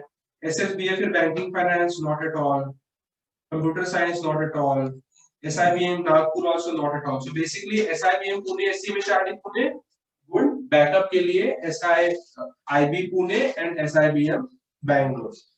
फिर आप पढ़ सकते हैं क्या क्या है क्राइटेरिया वगैरह। पेपर इस बार बहुत छोटा हो गया, 60 मिनट 60 सवाल, 60 questions 60 minutes, but this will discuss later. एक बार कैट होगा तो स्नैप ऐप में बता, पर पढ़िए ये पेपर को पढ़िए। क्या है, 2 बार लेना है, एक तो 20 दिसंबर को लेना है आप लोगों को, और इसके बाद जो 2 डेट है 6 जनवरी 9 जनवरी, तो उसमें 6 तारीख को मत लेना, 9 तारीख को लेना। क्यों, 3 तारीख को जैट है, तो तुम्हारे पास सिर्फ 4-5 ही रहेगा, 6 को एग्जाम होगा, तो उतना मॉक्स नहीं ले पाओगे। तो मुझे लगता है तुम्हें 9 तारीख को चूज करना चाहिए। लखनऊ कानपुर में नहीं मिल रहा है, इलाहाबाद में नहीं मिल रहा है, तो कोई और डिस्ट्रिक्ट में ले लो, बट 9 बेटर है। और इसमें भी लास्ट ईयर के पेपर दिए हुए हैं, तो इसको प्लीज पढ़ना, बहुत इंपॉर्टेंट है। जैट में आओ, आईटी के बच्चे एक्सएलआई के लिए जैट को देख सकते हैं, इसका भी तो आप देखोगे XLRI Jamshedpur, whether it's BM और एचआर, एफएमएस और जो टॉप 6 आईएम्स हैं, एंड एसपीजेएन, आईएफटी और 2-3 ऐसे इंस्टीट्यूट्स हैं, उनमें क्या सिमिलरिटी है, सबके एवरेज प्लेसमेंट तुम्हें जो है 24-25 लाख मिल जाएंगे। Average placement of 24 lakh 25 lakh में जो अच्छा स्टूडेंट है उसका कम से कम 35-40 45-50 लाख, जो अच्छा स्टूडेंट्स, तो it's worth it to an extent. तो ये कट ऑफ दिया हुआ है, एक्सएलआई तो है ही। अच्छा एक्सएलआई एचआर के लिए जाना चाहता है, मतलब इसका मतलब ये नहीं कि उसका एमबीए जिसको बीएम हम लोग बोलते हैं बिजनेस मैनेजमेंट प्रोग्राम, उससे बेकार है, बीएम का बेटर प्लेसमेंट होता है एचआर से। तो XLRI is not only good for HR, XLRI for its BM also top 6 IIMs और एफएमएस के लीग में आ जाता है। हमारा एक स्टूडेंट अंकित एनआईटी से पढ़ा हुआ, उसका एक्सएलआई में बीएम हुआ, पास आउट किया, 51 या 53 लाख रुपीस का फर्स्ट उसको जॉब लगा गुड़गांव में, ट्राइडेंट ग्रुप करके एक कंपनी है, वहां पर VP ऑपरेशंस का जॉब लगा, मतलब अच्छा प्लेसमेंट लगता है वहाँ। फिर 90 to 95 में XUB आ जाता है, प्रॉपर XIMB उनका MBA और IIT गाजियाबाद का। और 80 to 90 परसेंटाइल वाले में भी ना इरमा, टैपी, GIM तक ठीक है, पर और थोड़ा नीचे IFMR, वेलिंगटन, लोयला इसमें नहीं जाओ तो बेटर है। तो तुम देखोगे एक्सेलराइज ही सिर्फ ऐसा है जो जेड में अलग से, बाकी जो है जेड में वो कैट में भी है। तो इसीलिए से सीमेंट है, सीमेंट का फॉर्म कब भरते हैं, अगर कैट खराब गया तब भरेंगे। जो 80 to 90 या 92 परसेंटाइल वाले कैट के इंस्टीट्यूट से वो सीमेंट भी लेंगे, जेड भी लेंगे। ऊपर वाले इंस्टीट्यूट से एक एग्जाम लेंगे, तो एक्सेलराइज सिर्फ जेड लेगा, IM है, FMS है, ये सिर्फ कैट लेगा। SPGN पहले जेड लेता था, बट अब जेड नहीं लेगा, सिर्फ कैट लेगा। लेकिन जो नीचे के इंस्टीट्यूट तुरंत आएंगे वो कैट भी लेंगे, जेड भी लेंगे, सीमेट भी लेंगे। So filling the form, look at the deadline and how your CAT, तुझे कैट में बहुत अच्छा हो तो उसका ऐसे ही ये इरमा, टैबमी, GIM या XUB, IMT का जवाब हो जा रहा है, तो जेड लेके क्या करेगा? हाँ, अगर एक्सेलराइज में है इंटरेस्ट तब भी। कैट खराब गया तो बच्चे का उसका 95 परसेंटाइल, 90 to 95 परसेंटाइल वाले इंस्टीट्यूट में भी नहीं होगा, तो फिर वो जेड से उसको उनको उन इंस्टीट्यूट्स को टारगेट कर सकता है, सीमेट के थ्रू उनको टारगेट कर सकता है। जेड में इस बार चेंजेस भी हैं, पेनल्टी तो रहता ही था, एकमात्र टेस्ट है जिसमें अगर आप क्वेश्चन छोड़े, तो एक सेक्शन में अगर 8 क्वेश्चन से ज्यादा आप छोड़ते हैं तो पेनल्टी लगने लगता है 0.1 का, -0.1। तो जो किसी का, तो अगर हमने बीए में 26 सवाल आपने अटेम्प्ट किया है 15, तो आपने कितने सवाल छोड़े? 11 सवाल छोड़े। वो 11 में 8 को वो माइनस कर देंगे, जो बाकी 3 है उनके 3 into -0.1 यानी कि -0.3 लगेगा। लेकिन छोड़ना स्टिल बेटर है, बिकॉज नेगेटिव मार्किंग 0.1 से ज्यादा, नेगेटिव मार्किंग 0.25। तो ये नहीं कि करना है तो बस कर दी और नेगेटिव मार्किंग कर दी है। पहले जीके आता था, ऐसे राइटिंग टेस्ट आता था, अब वो नहीं आएगा जेड में। जीके आता है जेड में, लेकिन उसकी मार्किंग नहीं होती, उसका परसेंटाइल भी नहीं होता, वो एक ऐसी ही सेक्शन है। कभी मैंने उसको इन यूज नहीं देखा है लाइफ में। इंटरव्यू में भी किसी से नहीं पूछा गया है कि आपने जीके में ऐसा परफॉर्म किया एक्सेलराइज, वो है क्यों पता नहीं, आई डोंट नो। बट ठीक है, don't work too hard for GK section of XAT, you have to work hard for the 3 sections which matter, BA, decision making, कौन दिया है। जैसे कैट खत्म होगा हम लोग शुरू कर देंगे प्रिपरेशन डिसीजन मेकिंग की, मैं खुद क्लास लूंगा डिसीजन मेकिंग। तो ये सब आप पढ़ेंगे, लास्ट में पैटर्न पैटर्न भी दिया है, सब दिया हुआ है। और डेट्स के लिए उसको हमेशा आप करें, तो जितने भी डॉक्यूमेंट्स है डेट्स का मैंने उसमें फिर से डाला है। तो जेड अभी खुला था, एक बार जेड फिर से खोलिए। इससे भी बेटर, ये जो रेडी रेकनर दिखा रहे हैं मिस्टर सार्थक, इससे भी बेटर है जेड में नीचे जाइए, हर जगह वो डाला हुआ, ये देखिए ऊपर ऊपर ऊपर। Please check exam notification and deadlines for institute में क्लिक कीजिए। वेबसाइट से आप तुरंत कनेक्ट हो जाते हैं हाइपरलिंक से, जो भी लेटेस्ट एग्जाम के नोटिफिकेशंस है, एमबीए शूट्स के नोटिफिकेशंस है, वो आपको दिख जाता है। तो हमने स्नैप के बारे में बात किया, हमने जेड के बारे में बात किया, हमने कैट के इंस्टीट्यूट्स के बारे में बात किया, एनमैट के इंस्टीट्यूट्स के बारे में हमने बात किया, और बच्चों के डाउट्स हमने लिए। माईकैट के बारे में डिस्कस करेंगे। माईकैट का अगर हम लोग डेडलाइन देखें तो आप 2 बार माईकैट ले सकते हैं, लेकिन हम लोग आपको एडवाइस करेंगे 20 जनवरी को लेने के लिए, 30 जनवरी को लेने के लिए, क्योंकि माईकैट 1 है 5 दिसंबर को। अभी आपका कैट पे फोकस है, फिर आपका snap, mica is just one issue, mica Ahmedabad, but snap में एसआईबीएम पूरे बीएससी में चार्ट पूरे। तो एनमैट हो गया, स्नैप हो गया, फिर जेड आपका 3 जनवरी को है। तो ये 3 बड़े एग्जाम हैं अभी दिसंबर में, एनमैट, स्नैप, और फिर जनवरी में snap second attempt, NMAT second attempt, और जेड। तो अभी ये 3 पे फोकस करना है आप लोगों को। तो माईकैट मैं नहीं सजेस्ट करूंगा, बिकॉज माईकैट का अगर आप पेपर शेयर कर सकते हैं साथ में, बहुत ही अटपटा पेपर है, मतलब इसके लिए आपको अलग से तैयारी करनी पड़ेगी। ये एकमात्र एग्जाम है जिसके लिए आपको अलग से तैयारी करनी पड़ेगी, अभी उतना टाइम नहीं है आपके पास। एक बार quickly if you can go down the paper, divergent thinking, convergent thinking, diagrams देख के स्टोरी बनाइए, ये करिए वो करिए, मतलब आपको काफी मेहनत इसमें करनी पड़ेगी, अभी आपके पास टाइम नहीं है। तो माईकैट आप लेंगे सेकंड अटेम्प्ट पे 30 जनवरी में प्रॉपर लेंगे। सेम थिंग इरमा में अभी टाइम है फॉर्म फिलिंग में, और टिस में टाटा इंस्टीट्यूट सोशल साइंस में भी फॉर्म फिलिंग में भी टाइम है, उसका तो 15 जनवरी तक है। और इरमा का 31 दिसंबर तक है, IFT का है 20 दिसंबर। तो ये जो इंस्टीट्यूट्स हैं इनमें भी टाइम है, तो हम लोग कैट का एग्जाम खत्म होगा, मूवमेंट का फिर से हम लोग एक सेशन शुरू करेंगे। I am again advising keep following the last dates, exam का फॉर्म लास्ट डेट के पास थोड़ा कुछ ही दिन 3-4 दिन पहले ही भरो, यू बी मोर अवेयर। अभी ये सब तो आपके साथ शेयर कर ले रहे हैं हम लोग, क्या बच गया है शेयर करना? IFT, PIS, इरमा, सीमैट, ये 4 बच गए। शेयर क्या कर दिया आप लोगों के साथ? कैट का भी स्कूल्स का पूरा लिस्ट, ज़ैट, स्नैप, एनमैट, माईकैट। माईकैट का फॉर्म खोलो एक बार, माईकैट का जो फॉर्म है, अभी और डाउट है किसी को? माईकैट का एक बार सामने पेपर। नहीं, वो जो इन्फो वाला जो डॉक्यूमेंट है खोलिए उसे एक बार।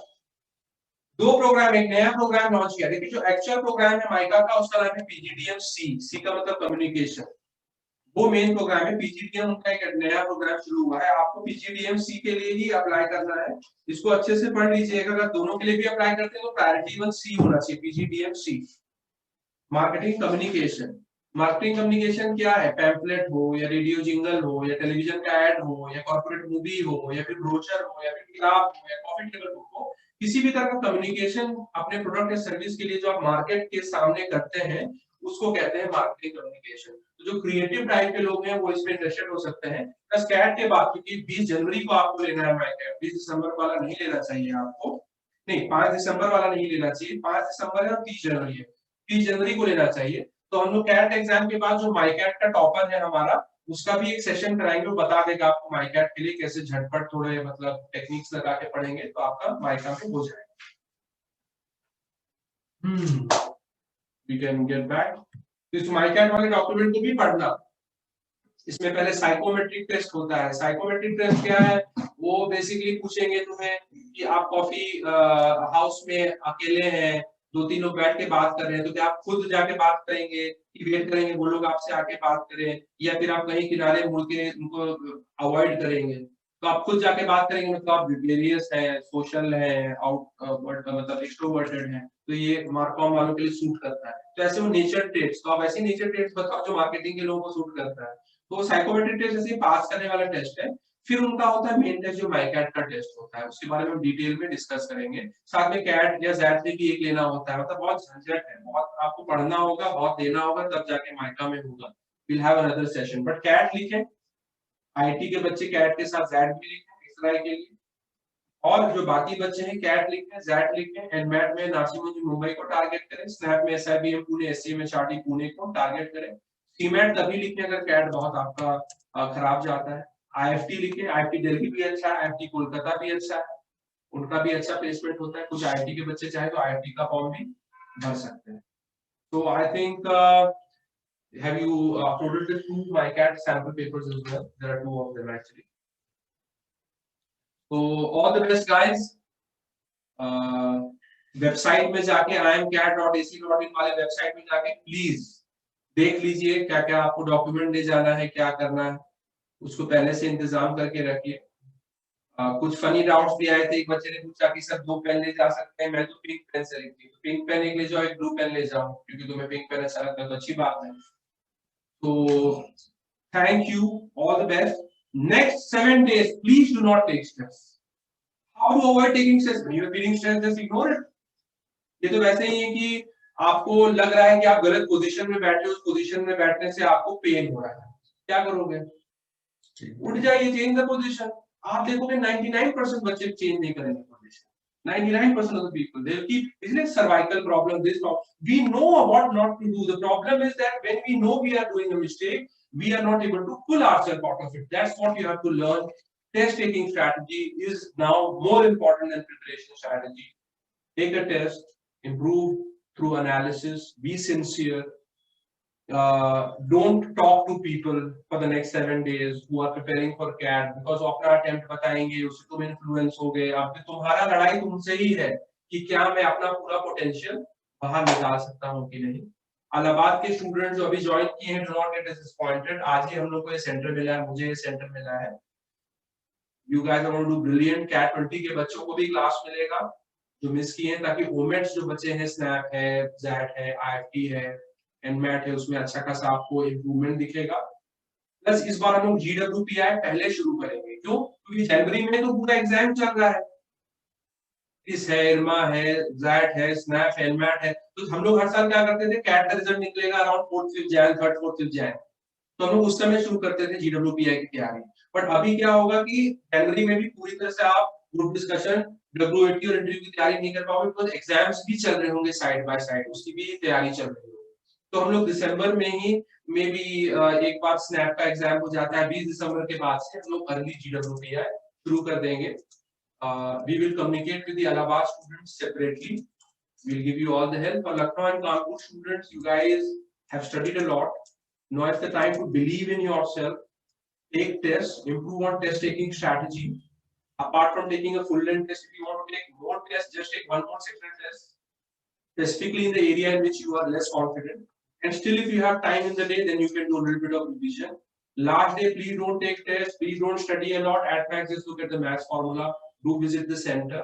If you have any other issues, you can just type my number 8948966668. Almost everyone in Lucknow and Kanpur has my number. Allahabad students can also take my number. You can WhatsApp me, Telegram me, call me, mail me. I'm there to help you guys. Next week the schedule will be as such कि Monday, Tuesday को थोड़ा पढ़ाएंगे, Wednesday, Thursday को doubt session रखेंगे, Friday, Saturday को of कर देंगे, so that you guys can relax. Wednesday, Thursday को डाउट इसलिए रखेंगे, कुछ डाउट्स अगर तुम्हारे मॉक्स में फंस रहे हैं तो तुम वो टीचर से पढ़ सकते। All the best.